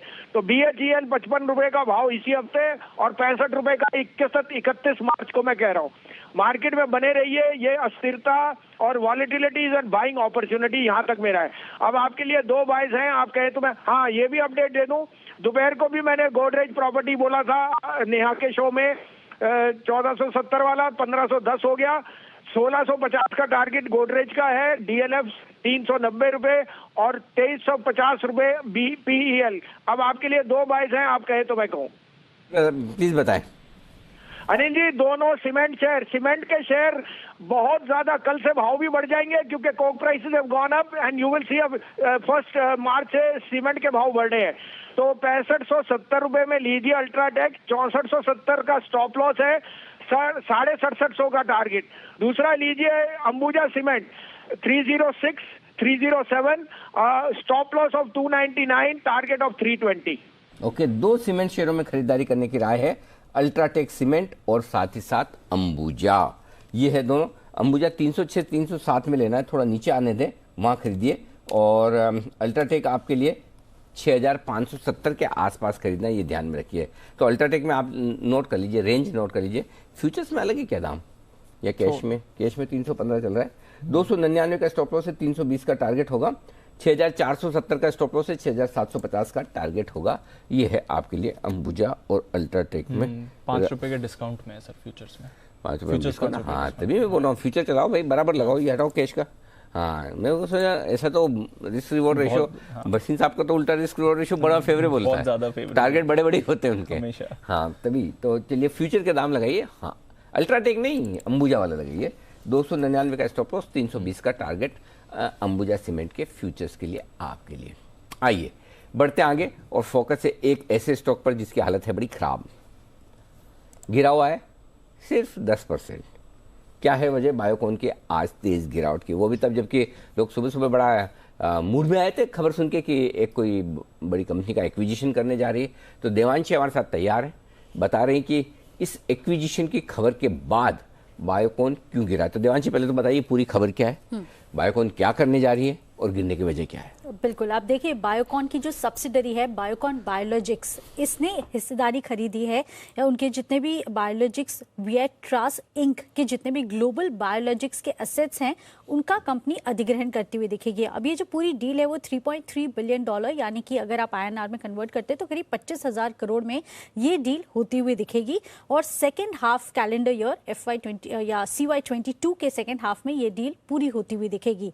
मैं आपको बता दूं कि जितना भी बायोलॉजिक सेगमेंट है उसको वाइडन करने के लिए इसका जो पोर्टफोलियो है उसको बढ़ाने की योजना कंपनी की तरफ से है, जो कि काफी पॉजिटिव स्टेप है, एक इंपॉर्टेंट स्टेप है कंपनी के लिए और एक माइलस्टोन भी कहा गया है आने वाले समय के लिए, क्योंकि इससे उनकी जो बायोलॉजिक्स की वैल्यूएशन है वो काफी ज्यादा बढ़ते हुए दिखेंगे। अब आप देखिए बायोकॉन को इससे क्या फायदा होता हुआ दिखेगा। सबसे पहले मैंने जैसे आपको कहा कि बायोसिमिलर का जो पोर्टफोलियो है वो बहुत ज्यादा बड़ा हो जाएगा। जो एंट्रेंस है वो बहुत कम है इस सेगमेंट में, तो बायोकॉन को सीधा फायदा ऐसा होता हुआ दिख रहा है।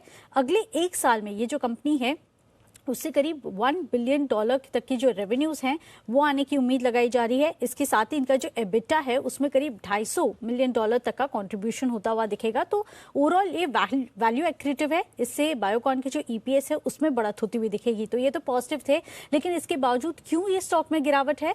आप देखिए ये जो डील हो रही है ये काफी एक्सपेंसिव लग रही है जिस वैल्यूएशन पर हो रही है। तो जितने भी एनालिस्ट हैं वो यही कह रहे हैं कि डील थोड़ी सी सस्ती हो सकती थी लेकिन ये महंगी है।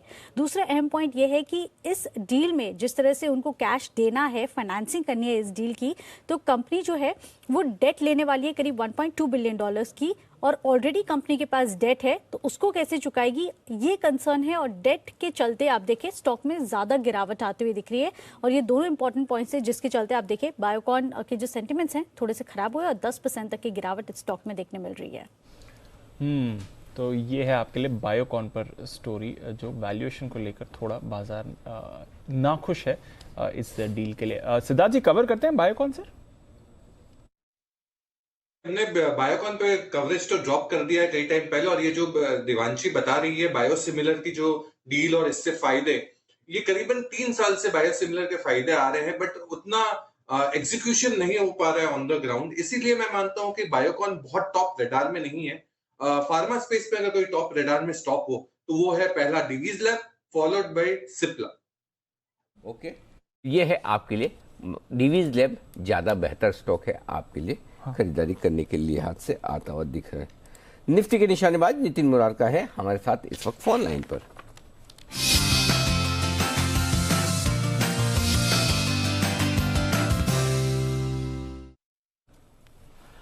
नितिन जी नमस्कार, बताएं सर क्या करना है। सर आज हम इंट्राडे में बैंक निफ्टी की कॉल लेंगे। ओके। 36,800 की जो 280 रुपए में मिल रही है। 36,800 इतना दूर? 36, क्योंकि प्रीमियम बहुत ज्यादा है, आउट ऑफ मनी में कर रहे हैं। हाँ। और क्योंकि मूवमेंट मिलेगी, वॉलिडिटी बहुत ज्यादा टूट नहीं रही है, तो और इंट्राडे है तो बहुत ज्यादा रिस्क भी नहीं है।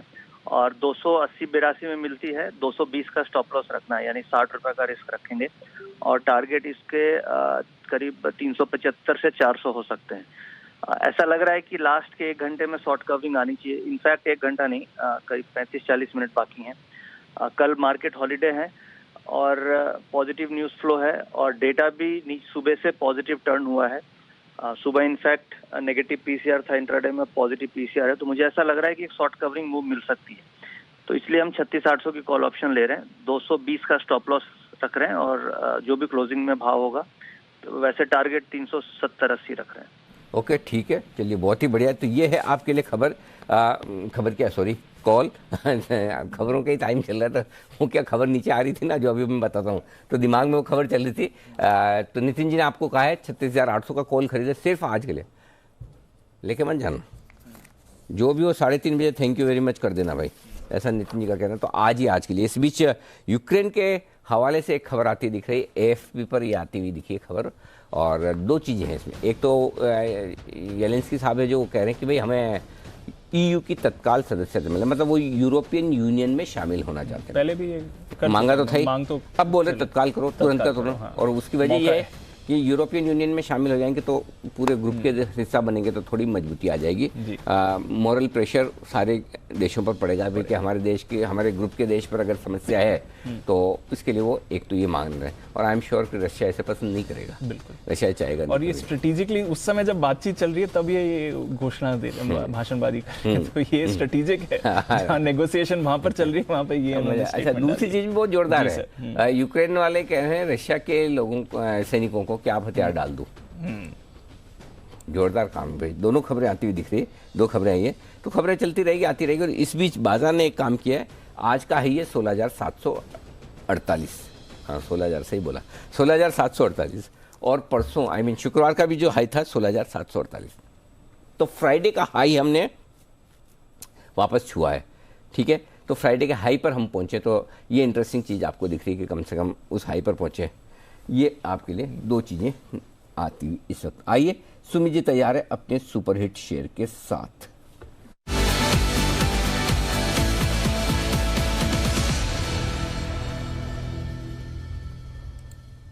बताएं सुमित जी।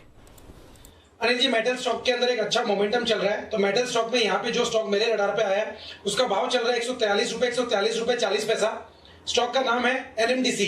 NMDC के अंदर मोमेंटम बन रहा है, 2 दिनों के हाई तो ब्रेक हो चुके हैं और ऊपर के अंदर जैसे ही 145 का लेवल निकलेगा तो फिर जल्दी ये स्टॉक के अंदर ऊपर में 148 रुपए से लेके 150 रुपए तक का मूव ऊपर में देखने को मिल सकता है। 140 के नीचे का स्टॉप लॉस लगा के NMDC में यहाँ पे CMB पे खरीदारी करें। ऊपर में जो टारगेट देखने को मिल सकते हैं 2 से 3 दिनों के अंदर 148 रुपए से लेके 150 रुपए तक के देखने को मिलने चाहिए। ऑप्शंस के जरिए भी यहाँ पे ट्रेड लिया जा सकता है। NMDC का 145 का कॉल 5 रुपए CMB है, खरीदारी करें। 3.5 रुपए का नीचे में स्टॉप लॉस लगाएं। ऊपर में 7.5 रुपए से लेके 9 रुपए तक के टारगेट 145 के कॉल के अंदर देखने को मिल सकते हैं और स्पॉट लेवल के हिसाब से 148 से 150 के टारगेट देखने को मिलने चाहिए। खरीदारी करें NMDC। ओके, तो ये है आपके लिए राय इस वक्त आती हुई दिख रही है। ओके, NMDC की राय आ गई, हिंडाल्को की आ गई। एक और स्टॉक है जो बड़ा एक्शन में आता दिख रहा है, वो है नेल्को। एल्यूमिनियम वाले सारे स्टॉक्स में अच्छी तेजी है, मेटल वाले सारे शेयरों में अच्छी तेजी है। क्या नेल्को ये भी वो स्टॉक है जिसे ना नहीं कहना है सुमित जी? करेक्शन आई है, मेरे को तो लग रहा है कि पूरे मेटल सेक्टर के लिए ये बाइंग अपॉर्चुनिटी है। आप देखिए मार्केट्स के अंदर वॉलेटिलिटी है, लेकिन आज मेटल सेक्टर के अंदर कितना बढ़िया मूव देखने को मिल रहा है। तो जहां तक नेल्को का सवाल है, नेल्को ने तो कुछ खास करेक्शन दिखाया भी नहीं है, यानी जो इसके लिए फॉर्मूला सेट किया हुआ है, जो स्लोगन इसके लिए सेट किया हुआ है, एकदम सही बैठ रहा है। बिल्कुल भी ना नहीं करना है, पोजीशंस होल्ड करना है, डिप में खरीदारी करना है। ऊपर में 125 का लेवल टूटने के बाद 130 के इमीडिएट शॉर्ट टर्म के टारगेट होंगे और मीडियम टू लॉन्ग टर्म के टारगेट और भी ऊपर के होंगे। डिप में खरीदारी करें, एग्जिस्टिंग पोजीशंस होल्ड रख के चले। एग्जिस्टिंग पोजीशंस होल्ड करें, डिप में करें खरीदारी। ये राय आपके लिए नेल्को पर आती हुई सुमित जी की तरफ से। आइए चार्ट कॉर्नर का बिगुल कुणाल जी राकेश जी के लिए।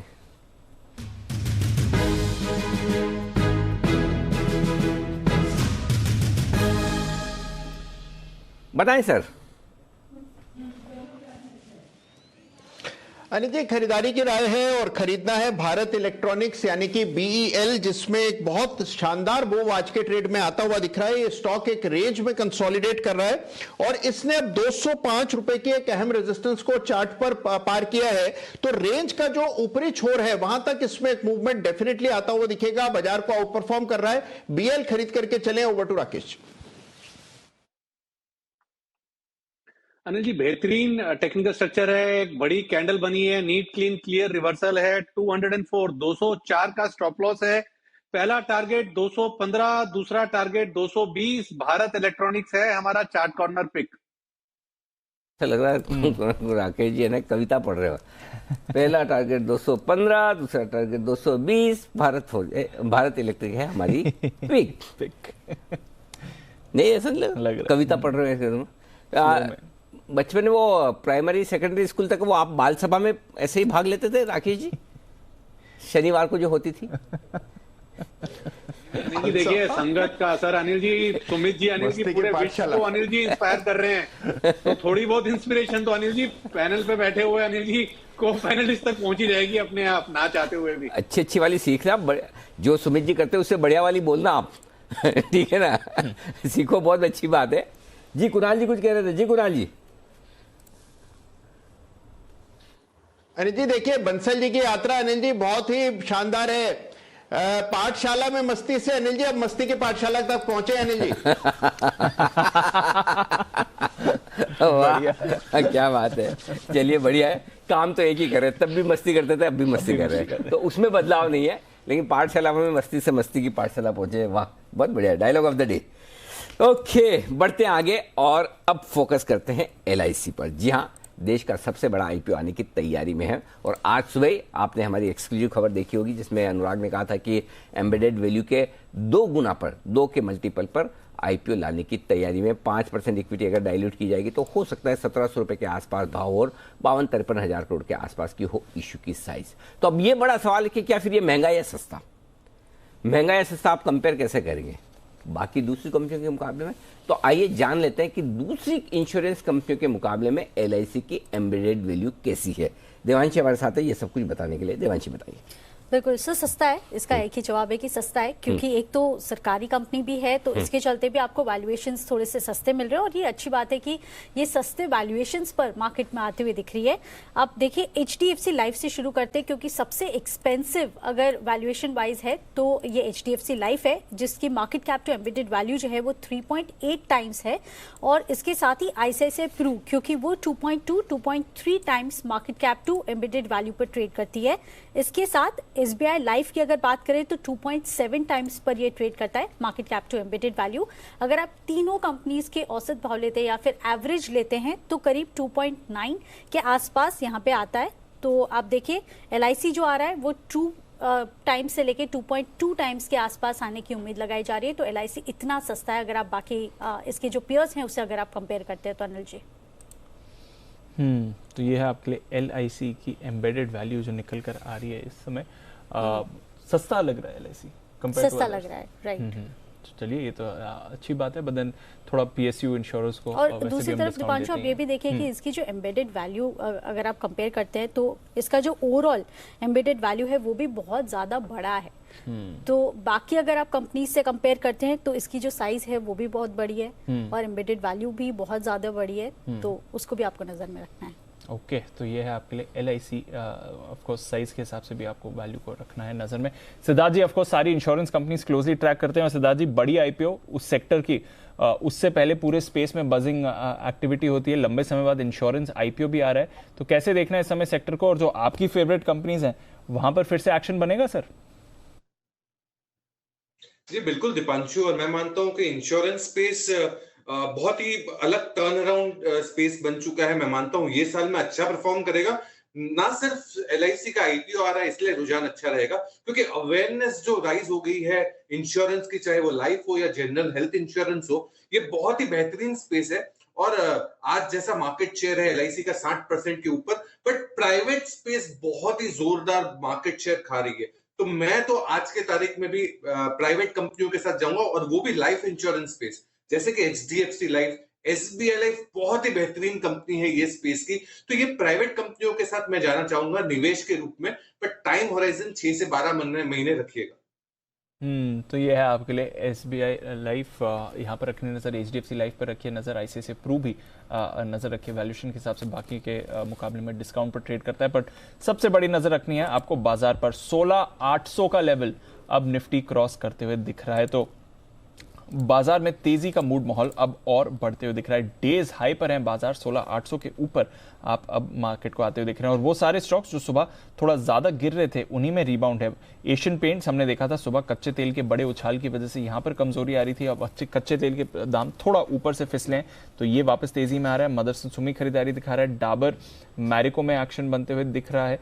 ये सारे काउंटर्स बढ़िया बाउंस बैक इस समय बाजार में दिखा रहे हैं, तो नजर रखिए इस समय एक्शन यहां पर और बढ़िया हो रहा है बाजार का।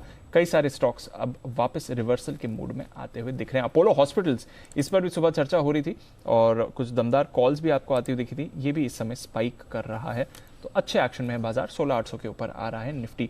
मदरसन जरा इसके चार्ट पर नजर डालें किरण जी, ट्रेड के लिए तैयार हो रहा है, कोई कॉल आएगी इस पे?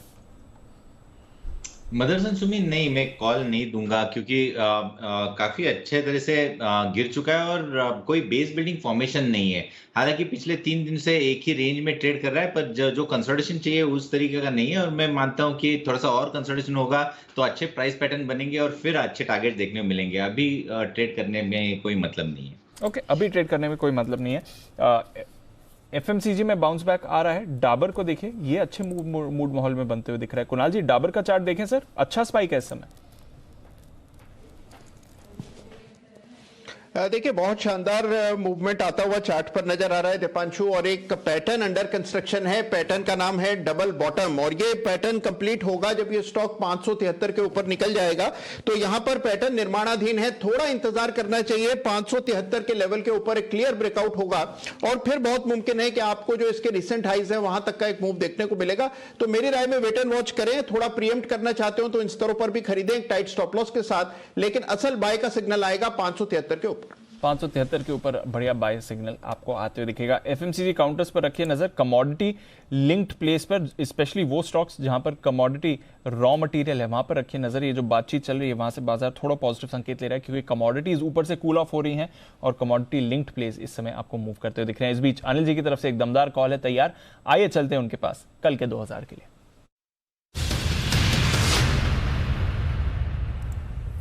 जी सर।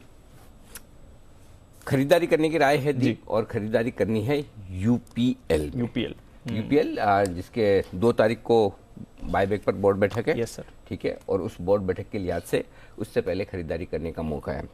2 वजह है, एक तो बायबैक का ट्रिगर है ही, और दूसरा ये कि जितना भी रशिया में डिस्टर्बेंस है, रशिया से जितना भी एग्रीकल्चर का माहौल है, आप देखिए 10% तो रशिया से गेहूं का उत्पादन होता है। एग्रीकल्चर में रशिया बहुत स्ट्रांग है और वहाँ से एक्सपोर्ट बहुत होता है, तो एक्सपोर्ट में एक बड़ा कंपटीशन यूपीएल का होता है रशिया के मार्केट के हिसाब से, तो वो एक इनडायरेक्ट बेनिफिट है ही।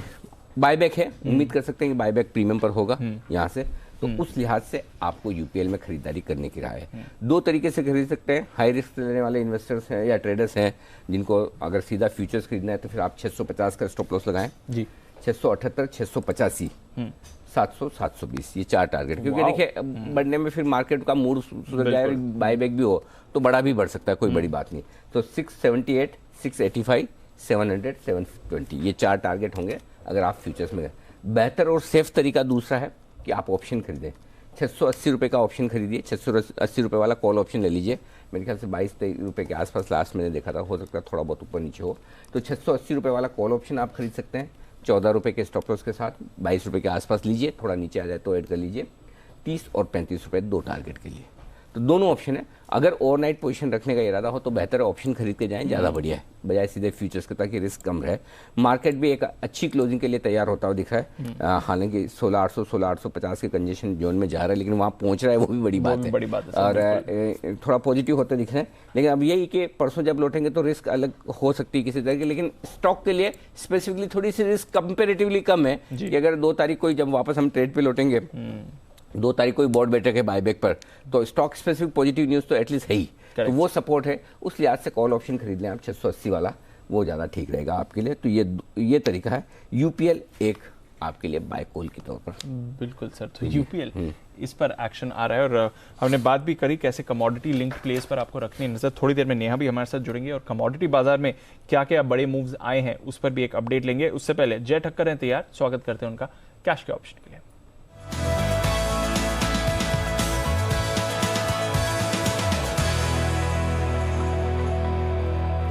जय, निफ्टी की बाय कॉल तो शानदार रही जब 16,500 का कॉल आपने खरीदवाया था, अब 16,800 बाजार क्रॉस कर रहा है, बताएं अब क्या करना है?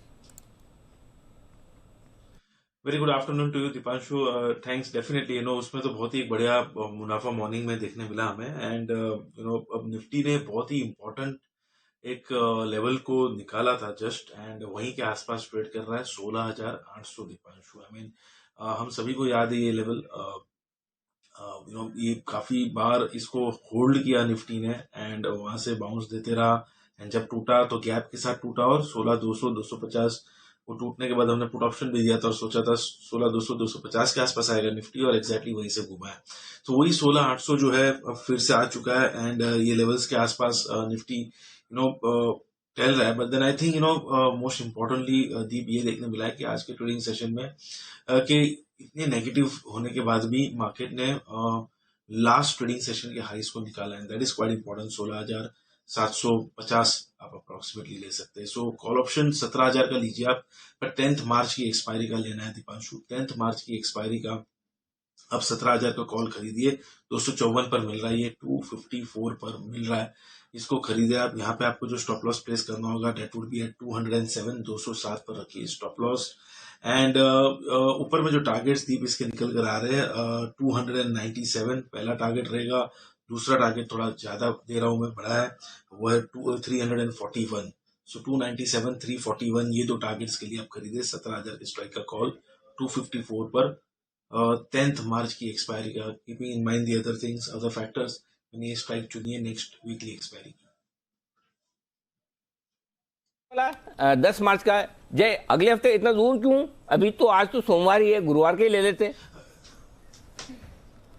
जी अनिल जी, बिल्कुल अनिल जी, थोड़ा बहुत कंफर्ट ये स्ट्राइक पर आ रहा था, और नेक्स्ट वीक की एक्सपायरी खास करके आपका सवाल बिल्कुल सही है, वो इसीलिए आ रहा था because risk Anil ji comparatively जो वोलेटिलिटी के कारण वो यहाँ से कम दिख रहा था compare to the current strike, जहाँ पे आईवीज के कारण मुझे ऐसा लग रहा है कि करंट स्ट्राइक में, current weekly expiry rather I would put it that way, current weekly expiry में मुझे वहां पे रिस्क ज्यादा लग रहा था compare to next weekly expiry Anil ji, इसलिए वो वाला चूज किया है। अदरवाइज जिनको ये वीकली एक्सपायरी का भी 17,000 का लेना है वो ले सकते थे, वो जो लेवल्स बैठ रहे थे, जो रिस्क रिवॉर्ड बैठ रहा था, वो ये वाली स्ट्राइक में नेक्स्ट वीकली एक्सपायरी में बेटर निकल कर आ रहा था। तो नेक्स्ट वीकली एक्सपायरी के लिए बेटर रिस्क रिवॉर्ड निकल कर आ रहा है, इसलिए जय की तरफ से अगले हफ्ते की एक्सपायरी के 17,000 के कॉल पर खरीदारी की राय है। 2 सुपर डुपर कॉल्स हैं तैयार, पहले सुमित का सुपर हिट और फिर सिद्धार्थ जी से लेंगे उनका सुपर सिड। पहले चलते हैं सुमित जी के पास।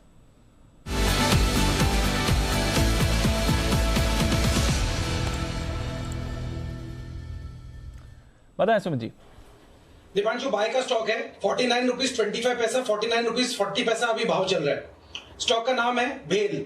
भेल के अंदर मोमेंटम बन रहा है, कल का तो हाई ब्रेक हो चुका है और अब स्टॉक के अंदर यहां से एक बढ़िया मूव इस हफ्ते के अंदर ऊपर की तरफ देखने को मिलना चाहिए। 53 रुपए से लेके 56 रुपए तक के टारगेट भेल में यहां से ऊपर की तरफ देखने को मिल सकते हैं। भेल में यहाँ पे सीएमबी पे खरीदारी करें, नीचे के अंदर जो सपोर्ट बनेगा 46 रुपए से लेके 46.5 के आसपास का बनेगा, तो 46 का स्ट्रिक्ट स्टॉप लॉस लगा के क्लोजिंग बेसिस पे पोजीशंस होल्ड करें, यहाँ पे फ्रेश खरीदारी करें। 53 रुपए का पहला टारगेट होगा, 56 रुपए का दूसरा टारगेट होगा। जल्दी ये मूव स्टॉक में ऊपर की तरफ देखने को मिलना चाहिए। ऑप्शंस के जरिए भी यहाँ पे ट्रेड लिया जा सकता है। 50 रुपए वाला कॉल अभी 2 रुपए 75 पैसा 80 पैसा ट्रेड कर रहा है, इसको यहाँ पे सीएमबी पे खरीदारी करें। 1 रुपए 80 पैसे का नीचे में स्टॉप लॉस लगाएं। ऊपर के अंदर 4 रुपए से लेकर 5 रुपए तक के टारगेट बेल के 50 के कॉल के अंदर देखने को मिल सकता है, और स्पॉट लेवल के हिसाब से 53 से 56 के टारगेट जल्दी शॉर्ट टर्म में देखने को मिलने चाहिए। खरीदारी करें बेल। ओके, तो BHEL इस पर करें खरीदारी। 53 और 56 के टारगेट से सुबह भसीन साहब भी इसके बारे में बात कर रहे थे और उनके तो काफी अग्रेसिव टारगेट्स हैं जहां तक इस स्टॉक का सवाल है। 65 तक के पोजिशनल टारगेट्स उन्होंने भी दिए हैं। आइए अब चलते हैं सिद्धार्थ जी के पास सुपर सेट के लिए।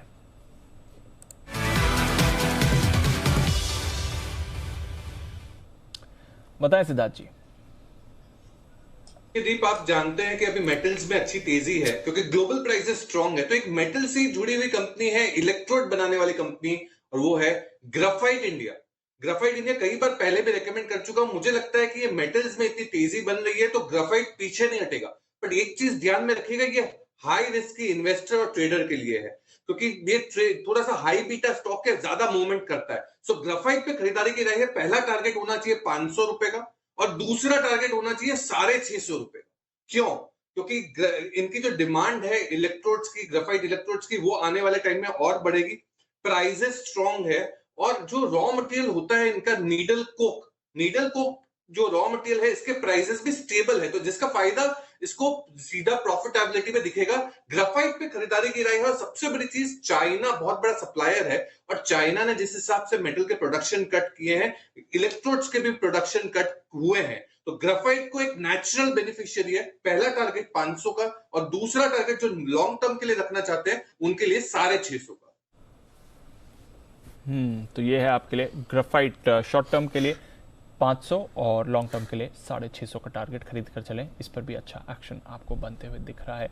आइए हम बात कर रहे थे कमोडिटी बाजार में क्या मूव आई है। थोड़ा ऊपर से अब कूल ऑफ जरूर हुए हैं और इसलिए हम देख रहे हैं एक्विटीज में भी जान लौटी है, बट क्या क्या एक्शन आज हुआ है कमोडिटीज में, जानते हैं इसके बारे में नेहा के साथ। नेहा बताइए कैसा रहा है आज का दिन? बहुत जबरदस्त, इनफैक्ट हफ्ते की बहुत जबरदस्त शुरुआत हुई है। हमने दीपांशु देखा कच्चा तेल एक बहुत बड़ा ड्राइवर रहा है। आज जब अंतर्राष्ट्रीय बाजार में फ्यूचर्स ट्रेड की शुरुआत हुई तो सीधा $105 के लेवल्स के साथ ही हुई, जो कि पिछले हफ्ते हमने देखा था 7.5 साल के हाईस पर है। इसके साथ साथ मेटल मार्केट की भी अगर बात की जाए तो एल्यूमिनियम, निकेल वंस अगेन अपने रिकॉर्ड स्तर की तरफ बढ़ते हुए नजर आए, उन्हीं लेवल्स के आसपास ट्रेड करता हुआ देखा। सोने की अगर बात करें या चांदी की बात करें, इनको भी हमने मल्टी मंथ हाइस के पास ही ट्रेड करता हुआ देखा। लेकिन इंटरेस्टिंग बात यहां जो रही है, जो कि पिछले हफ्ते का भी हाईलाइट था, वो ये कि सीबॉर्ड ग्रेन फ्यूचर्स है, यहां पर जबरदस्त स्ट्रेंथ है। अब जब मैं कहती हूं ग्रेन फ्यूचर्स, इसमें आपका गेहूं, मक्का, पूरा सोया कॉम्प्लेक्स, सारे तिलहन, खाने के तेल सब आ जाते हैं। इंटरेस्टिंग बात यह है कि जब हम इनके हफ्ते दर हफ्ते के स्पेकुलेटर्स के जो कंबाइंड नेट लॉन्ग पोजीशन देखी तो इसमें एक जबरदस्त रेवोल्यूशन निकल कर आया। वो ये कि इनका जो कंबाइंड नेट लॉन्ग पोजीशन है स्पेकुलेटर्स की, ये 8-9 महीने के हाई पर चली गई है। सोया मील की अगर बात करें तो ये 4.25 साल के हाइस पर चली गई है। इतना जबरदस्त कन्विक्शन निकल कर आ रहा है, इतना बुलिश व्यू निकल कर आ रहा है। सिमिलरली सोया तेल की बात करें, यहां पर भी हफ्ते दर हफ्ते 0.7% का इजाफा हमने फंड मैनेजर्स साथ ही स्पेकुलेटर्स की लॉन्ग पोजीशन में बनते हुए देखा है। और ये भी हमने देखा है कहीं भी 3 हफ्ते के हाइस के पास है। रिटर्न्स की बात करें अब तक 1 महीने के अंदर, तो जितना भी आप ये पूरा ग्रेन कॉम्प्लेक्स उठाकर देख लें, कहीं भी 10 से 15% का रिटर्न इन्होंने कमा कर दिया है। हम कच्चे तेल की बात कर रहे थे क्योंकि इन सब से जुड़ा हुआ कच्चा तेल है। कच्चे तेल की तेजी के साथ साथ इनमें भी तेजी आई है। गोइंग फॉरवर्ड और भी स्ट्रेंथ दिख रही है। गोल्डमैन सैक्स 1 महीने में अपना ऑलरेडी टारगेट बढ़ा चुके हैं, $20 से $115 कर चुके हैं, आगे $120 की बात कर रहे हैं। रिस्टार्ट एनर्जी या मेरिल लिंच की बात करें, वो $130 की अब बात कर रहे हैं। गोइंग फॉरवर्ड सिटी रिसर्च का भी ये कहना है कि ये जो 1 क्वार्टर है, इसमें आप ग्लोबल सप्लाई टाइटनेस के लिए बिल्कुल तैयार रहिए, तेजी दिखेगी। और यूबीएस सोने पर बहुत बुलिश है। जिस तरह से महंगाई के आंकड़े ग्लोबल मार्केट्स में निकल कर आए हैं और रेट हाइक्स का खतरा बना हुआ है, $2000 के पार वो सोने को जाता हुआ देख रहे हैं। तो क्लियरली कमोडिटी मार्केट को लेकर अभी भी स्ट्रेंथ पूरी दिखाई दे रही है। क्लियरली निवेशकों के लिए जितने भी एक्सपर्ट्स हैं वो मान रहे हैं हर पे खरीद का मौका है। तो बाय ऑन डिप्स यहाँ पर अच्छा मौका मिल रहा है। अब जो ऊपर से डिप आए देखते हैं, यहाँ पर फिर से आपको बड़ा एक्शन बनते हुए दिखता है यानी, बट डेफिनेटली कमोडिटी बाजार में बड़ा उछाल है और इसलिए कुछ कमोडिटी लिंक्ड प्लेस पर भी आप बढ़िया एक्शन देख रहे हैं इस समय। बट कुछ और स्टॉक्स जहाँ पर अच्छे एक्शन आपको बनते हुए दिख रहे हैं, आईटी अब बाउंस बैक कर रहा है। माइंडट्री, एम्फेसिस, L&T टेक, परसिस्टेंट सिस्टम्स, ये सारे के सारे काउंटर्स आपको अब मूवमेंट दिखा रहे हैं। तो आईटी भी अब पार्टी को ज्वाइन करते हुए दिख रहा है। माइंडट्री, इस पर लेते हैं एक बार राय कुणाल जी की तरफ से। कुणाल जी, माइंडट्री का चार्ट देखें सर। देखिए दीपांशु, चार्ट अच्छा है माइंट्री का और हम देख रहे हैं कि आईटी स्टॉक्स होल्ड आउट कर रहे थे अभी इस फॉल में भी, और माइंट्री में हमने देखा है कि कंसोलिडेशन पूरा होता हुआ दिख रहा है। चार्ट पर एक अच्छा फॉर्मेशन हुआ है, आरएसआई डाइवर्जेंस है, केवल ब्रेकआउट की देर है और ब्रेकआउट होगा जैसे ये स्टॉक 3950 के ऊपर ट्रेड करने लगेगा। तो 3950 के ऊपर जैसे माइंट्री निकलता है, मेरी राय में खरीदारी करनी चाहिए। अगर केवल मीन रिवर्जन भी हुआ तो भी स्टॉक में आपको 4400 के लेवल्स देखने को मिलेंगे। तो 3950 के ऊपर मेरी खरीदारी कराए। ओके 3950 के ऊपर ही खरीदारी की राय आएगी माइंडट्री पर। इस समय ये है काउंटर जो आपके रेडार पर होना चाहिए। एल&टी टेक को भी रेडार पर रखिए। 3.25% की खरीदारी आपको एल&टी टेक में भी आती हुई दिख रही है। परसिस्टेंट सिस्टम्स भी अब आपको पॉजिटिविटी दिखा रहा है। डिवीज लैब, इस पर भी रखिए नजर, इस पर भी अच्छी खरीदारी आई है। इनफैक्ट डेज हाई पर डिवीज लैब आते हुए दिख रहा है। सुमित जी, डिवीज लैब का चार्ट देखें सर। जो डिवीज लैब के अंदर मोमेंटम बन रहा है तेजी की तरफ का। In fact most of the pharma stocks के अंदर एक मूव ऊपर की तरफ देखने को मिल रहा है। डिवीज लैब जहां तक सवाल है 4300 का लेवल जैसे ही तोड़ेगा तो 4450 से 4500 रुपए तक के लेवल आने वाले दिनों में डिवीज लैब में देखने को मिल सकते हैं। स्टॉक का जो नीचे में सपोर्ट बन रहा है 4150 4175 के आसपास का बन रहा है, तो ट्रेलिंग स्टॉप लॉस लगा के पोजीशंस होल्ड करें। यहां से ऊपर में 150 से 200 रुपए का मूव जल्दी डिवीज लैब में देखने को मिलना चाहिए। तो ये है आपके लिए डिवीज लैब, जिस पर आपको एक बढ़िया मूव बनते हुए दिख रहा है। ग्रैन्यूल्स एक और काउंटर है जहां पर आपको अच्छी मूव आती हुई दिख रही है, तो डिवीज ग्रैन्यूल्स इन दोनों चार्ट्स पर रखिएगा नजर। कुछ अच्छे मूवमेंट्स फार्मा से रिलेटेड कुछ स्टॉक्स में आपको बनते हुए दिख रहे हैं इस समय। ये है आपके लिए स्टॉक्स इन फोकस। एक परसिस्टेंट सिस्टम्स के चार्ट पर भी देखिए 3.25% की मूव इस पर भी आ रही है। बीपीसीएल, ये भी इंटरेस्टिंग लग रहा है, काफी टाइम से बजिंग ही है और वागले साहब गेन्स होल्ड कर रहा है 4% के आसपास की। 350 के ऊपर नहीं जा रहा है सर, बट ऑलमोस्ट वहीं पर इस समय होल्ड कर रहा है बीपीसीएल। जरा इसके चार्ट पर राय दें। दीपांशु, एक्सट्रीम ओवरसोल्ड लेवल से ये बाउंस बैक है। शायद ये एक और 5-6 रुपए मार्केट के साथ दे सकता है 355 356, लेकिन वो क्रॉस करना मुश्किल है। 360 बहुत एक स्ट्रॉन्ग रेजिस्टेंस है, तो आपको ट्रेड करना है तो एक 10-12 रुपए की अपसाइड है, उससे ज्यादा मुझे लगता नहीं। ऊपर में वापस सेलिंग आनी चाहिए। शायद ऑन द डाउन साइड 340 भी ब्रेक नहीं करेगा। तो शायद 340 भी नहीं ब्रेक करे, बट ज्यादा अपसाइड भी शायद इस पर आपको आती हुई नहीं दिखे। तो एक रेंज में इस समय दिख रहा है बीपीसीएल। ओवरसोल्ड लेवल से बाउंस हुआ है जरूर, बट क्या यहां से और ऊपर जाएगा या नहीं, इस पर सवाल है इस समय बाजार का। अच्छा एक्शन है, बट शायद उतना सस्टेनेबल इस समय नहीं दिख रहा है। पर एक जगह जहां पर आपको रखनी है नजर, और वो है बाजार का एक्शन। 16,800 निफ्टी होल्ड कर रहा है डेज हाई के करीब। बैंक निफ्टी भी अब 36,200 पर होल्ड करते हुए दिख रहा है। क्या होनी चाहिए आपकी स्ट्रैटेजी कल की मार्केट हॉलिडे से पहले? आइए लेते हैं अनिल जी से उनका व्यू।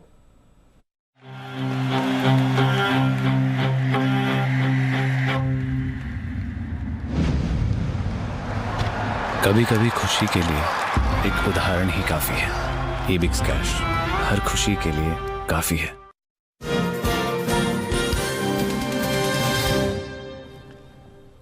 सर क्लोजिंग में 10 मिनट बाकी हैं और डेज हाई पर हैं बाजार। हालांकि फ्यूचर्स की सिचुएशन, बाकी ग्लोबल मार्केट्स की सिचुएशन पिछले 1 घंटे में कुछ ज्यादा खास बदली नहीं है। यूरोप में हल्की निचले स्तरों से रिकवरी हुई थी। रशिया के बाजार तो बंद है, उनका रूबल नीचे से रिकवर जरूर हुआ था। 25-27% नीचे था, 20% नीचे है डॉलर के मुकाबले। वैसे तो रिकॉर्ड लो पर ही आज आया है और कमोडिटीज भी थोड़ा ऊपर से कूल ऑफ हुई हैं। क्या करके जाए सर? नोटा ही है दीप अपना तो, हाँ जो है उसे होल्ड करो बस। बाकी नया तो क्या है, इस तरह के मार्केट में कुछ भी मतलब अच्छा खराब। सुबह किसने सोचा था जब खुला था कि इतना ऊपर बंद होगा? वीकेंड पे किसने सोचा था कि 16,975 17,000 निफ्टी दिखा रहा है, खुलेगा 16,500? बिल्कुल करेक्ट। तो वो ये प्रेडिक्शन के बाहर वाली चीजें हैं, इसमें क्यों दिमाग लगाना है? दोनों तरफ कल 300 पॉइंट ऊपर या 300 पॉइंट नीचे खुल सकता है। हो सकता है आप 16,400 खुलो, 16,400 16,500 की रेंज में। हो सकता है आप 17,000 17,200 की रेंज में कहीं खुलो, कहीं भी खुल सके। 400 ऊपर 400 नीचे खुलने की जगह है। 2% अप या डाउन की है, तो इसलिए बेटर है जो है उससे संभालिए, नया करने बहुत क्लियर है इसमें। मतलब ये साल के 10-12 दिन ऐसा ओवरनाइट पोजीशन ट्रेडिंग के लिए आज से करने जैसा कुछ होता नहीं है इन्वेस्टमेंट आप होल्ड करिए। सर डेज वैसे ठीक है, आप वो जो आप स्ट्रैटेजी की बात कर रहे हो वो तो रिस्क के हिसाब से नहीं करना चाहिए, बट डेज हाइप के आसपास आखिरी 10 मिनट में छुट्टी से पहले ये मतलब ये क्या संकेत है? 100% बहुत अच्छा कॉन्फिडेंस है, इसमें कोई डाउट ही नहीं। आपने जब शुरुआत की तभी मैंने 4 पॉइंट आपको 5 पॉइंट बताए, क्योंकि मार्केट का कॉन्फिडेंस लेवल हाई, क्यों डे हाई पर छुट्टी के पहले बंद होना संकेत अच्छे, इसमें कोई डाउट नहीं है। कई बार ग्लोबल मार्केट हमारे बोलने पे बोलने नहीं, आई मीन हमारे मार्केट के मुंह के हिसाब से चलते हैं रात को। हो सकता है अमेरिका बेहतर हो जाए, भले 450 दिखा, लेकिन हो भी जाए तो क्या है, आज हो जाएगा, फिर कल है, परसों तक, तो there are so many things. तो अपने कोई नहीं, आराम से बैठो शांति से, वो एडजस्टमेंट होना है। हाँ मतलब देखो, अगर आपको ये चलता है कि मेरा ट्रेड 400 पॉइंट किसी दूसरी तरफ होगा, अगर मैं लॉन्ग करके जाऊँ 400 नीचे खुलेगा तो मुझे चलेगा वो बात, और अगर मैं शॉर्ट करके जाऊँ 400 ऊपर खुलेगा चलेगा। अगर इसका जवाब हाँ है तो पक्का करो, जो दिल में आए। अब नहीं करोगे तो कब करोगे? करेक्ट। और इसका जवाब ना है तो फिर कुछ मत करो, जाने दीजिए। तो जो है उसमें ठीक है बस। सर। और ऐसा प्रॉब्लम क्या है दीप, नहीं तो मैं आपको बोल भी सकता था कि चलो लॉन्ग कर लो, नीचे का पुट ले लो, ये कर। अरे प्रीमियम इतनी ज्यादा है, आप क्या लोगे? वो बात सही है। और 2 दिन की है तो परसों तक आपकी प्रीमियम भी कम हो जाएगी, गल जाएगी थोड़ी प्रीमियम छुट्टी की वजह से। तो वो हेज करना भी, मतलब हेज करके भी आप, हेज करने का जो पर्पस होता है कि बड़े फॉल को आप बचा पाएं, तो बड़ा फॉल तो आपको बच ही नहीं रहा ना। Correct sir, correct. अब इतनी प्रीमियम दोगे, प्रीमियम एकदम से घट जाएगी तो फिर फायदा नहीं है। इसलिए ठीक है, एक दिन बीच में चला भी जाएगा, अभी जो है उसको संभालिए, बस नया कुछ नहीं। ठीक है, जो है उसको संभालिए, रिस्क के हिसाब से रखिए। वेडनेसडे नया दिन है, कल की छुट्टी एंजॉय करके देखेंगे क्या होगा वेडनेसडे को। आइए तब तक जय के पास चलते हैं, जय के जैकपॉट के लिए।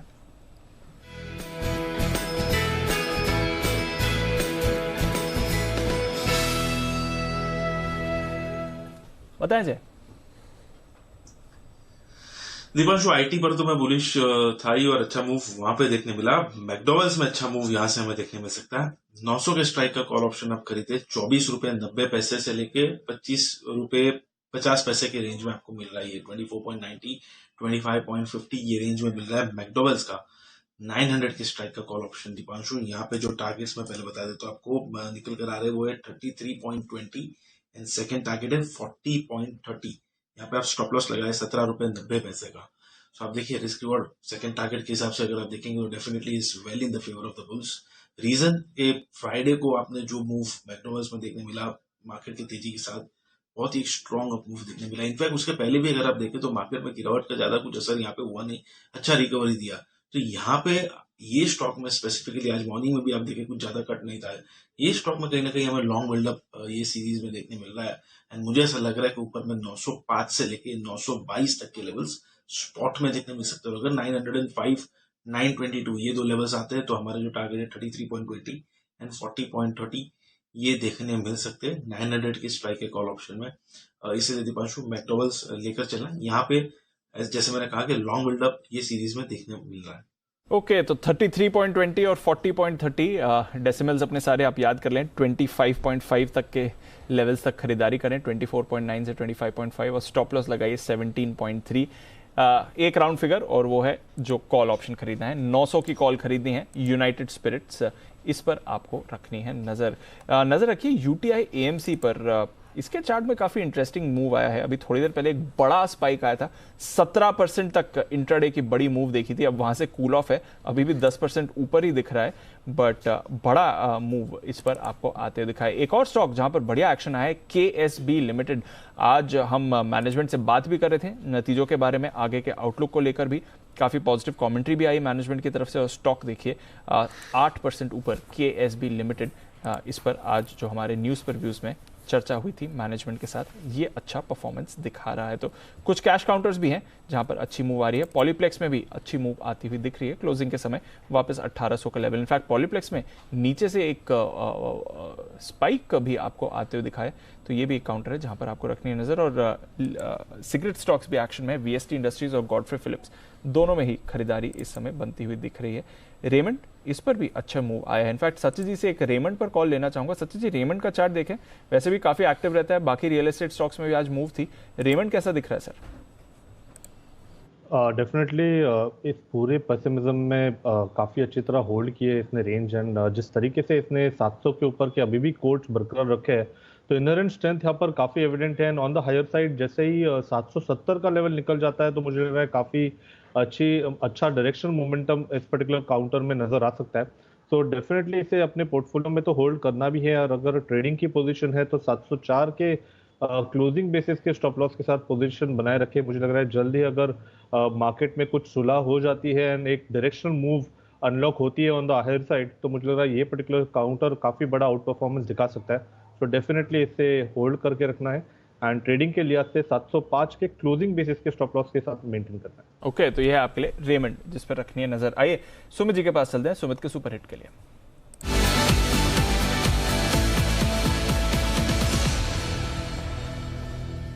बताएं सर।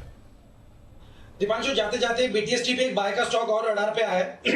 भाव चल रहा है 1360 1365। स्टॉक का नाम है मुथूट फाइनेंस। मुथूट फाइनेंस के अंदर लास्ट 3 दिनों के हाई ब्रेक हो रहे हैं और लास्ट के आधे घंटे के अंदर स्टॉक में मोमेंटम बनता हुआ देखने को मिला है। मेरे को लग रहा है कि ये वेडनेसडे थर्सडे तक स्टॉक एक बढ़िया मूव ऊपर की तरफ दिखाना चाहिए। 1330 का या 35 का नीचे के अंदर स्टॉप लॉस लगाएं, 1330 to be very precise. Stock का जो ऊपर में टारगेट देखने को मिल सकता है वो है 1390 रुपए से लेके 1410 रुपए तक का।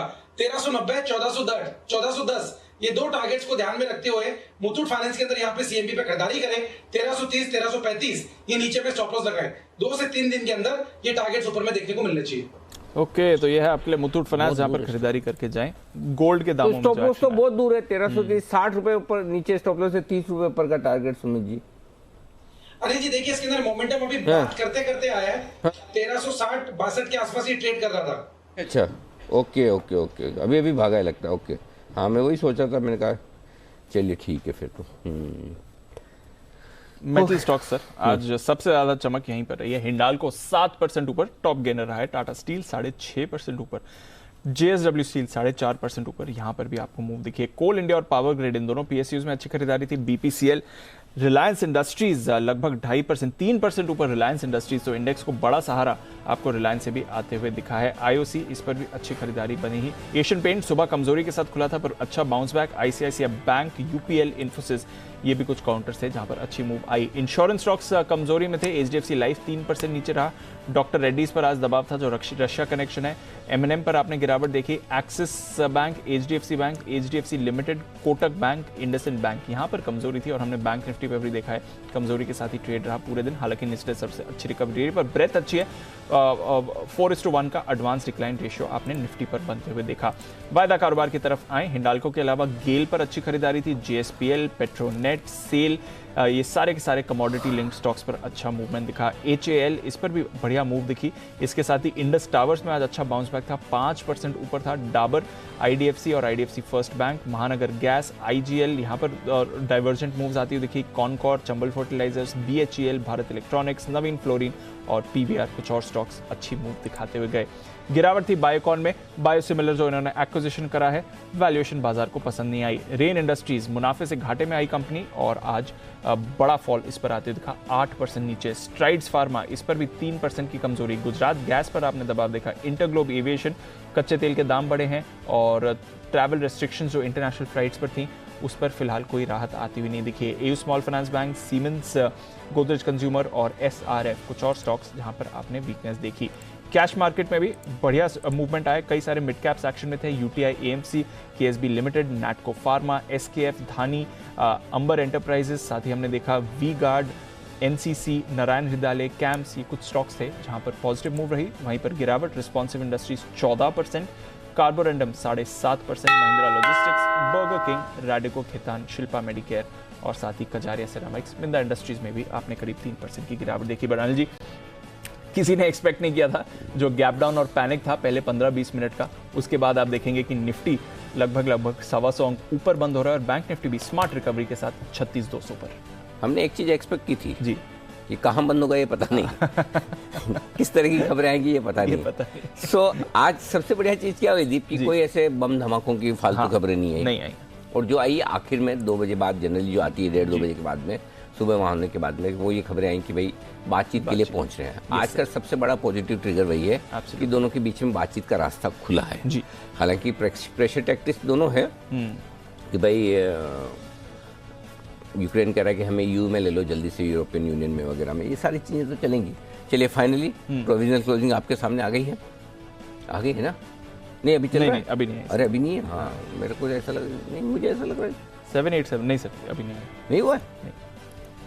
भाव बदल नहीं रहे तो मुझे लगा कि ऐसा तो नहीं हो, घंटी की मधुर आवाज़ भी आई नहीं है अभी तक कानों में, तो आने की तैयारी में। चलिए तो ये है आपके मार्केट तो हाँ मैं वही प्रोविजनल नंबर्स आ गए। हाँ प्रोविजनल नंबर है वहाँ, फाइनल नंबर आने बाकी, आगे फाइनल भी आ गए 16,793। हाँ फाइनल आगे, मैं वही कह रहा हूँ फाइनल नंबर मेरी स्क्रीन पे दिख रहे हैं 16,793 और 36,205 बैंक निफ्टी पर 225 अंकों का नुकसान। फिर भी उतने बुरे नहीं, 36,000 को होल्ड कर लिया हमने बंद होने में। और बाकी तो दीप आप देख लो, सेंसेक्स 388 पॉइंट ऊपर बंद हुआ है, तो चलो निफ्टी में एक अच्छा माहौल रहा आज बंद होने के लिए। आज से आइए शाम का पूरा आयोजन। अच्छा शाम का तो ठीक है, एक चीज़ और बता दूं, कल छुट्टी है, बाजार बंद है महाशिवरात्रि की वजह से, लेकिन आप चिंता मत करिए, मार्केट से के लिहाज से भी अगर कुछ बड़ा होता है किसी भी तरफ तब भी हमारा पूरा कवरेज कल दिन भर रहेगा। और युद्ध के लिहाज से, शांति के लिहाज से, अमेरिका या यूरोप के लिहाज से, रशिया यूक्रेन के लिहाज से, जो भी होगा हर एक अपडेट हमारी पूरी टीम तैयार है, तैनात है। मार्केट की टीम भी तैयार है, नॉन मार्केट वाली भी तैयार है। तो दोनों आपके सामने दिन भर आपको रखेंगे। तो आपके काम की चीज़ें हमें पता है, आप मतलब टिपिकली बाय नेचर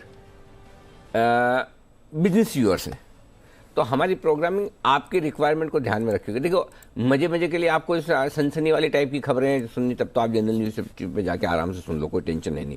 वहाँ सब तरह का रोज युद्ध होता था, रोज, अब फाइनली जाके हुआ तो अब।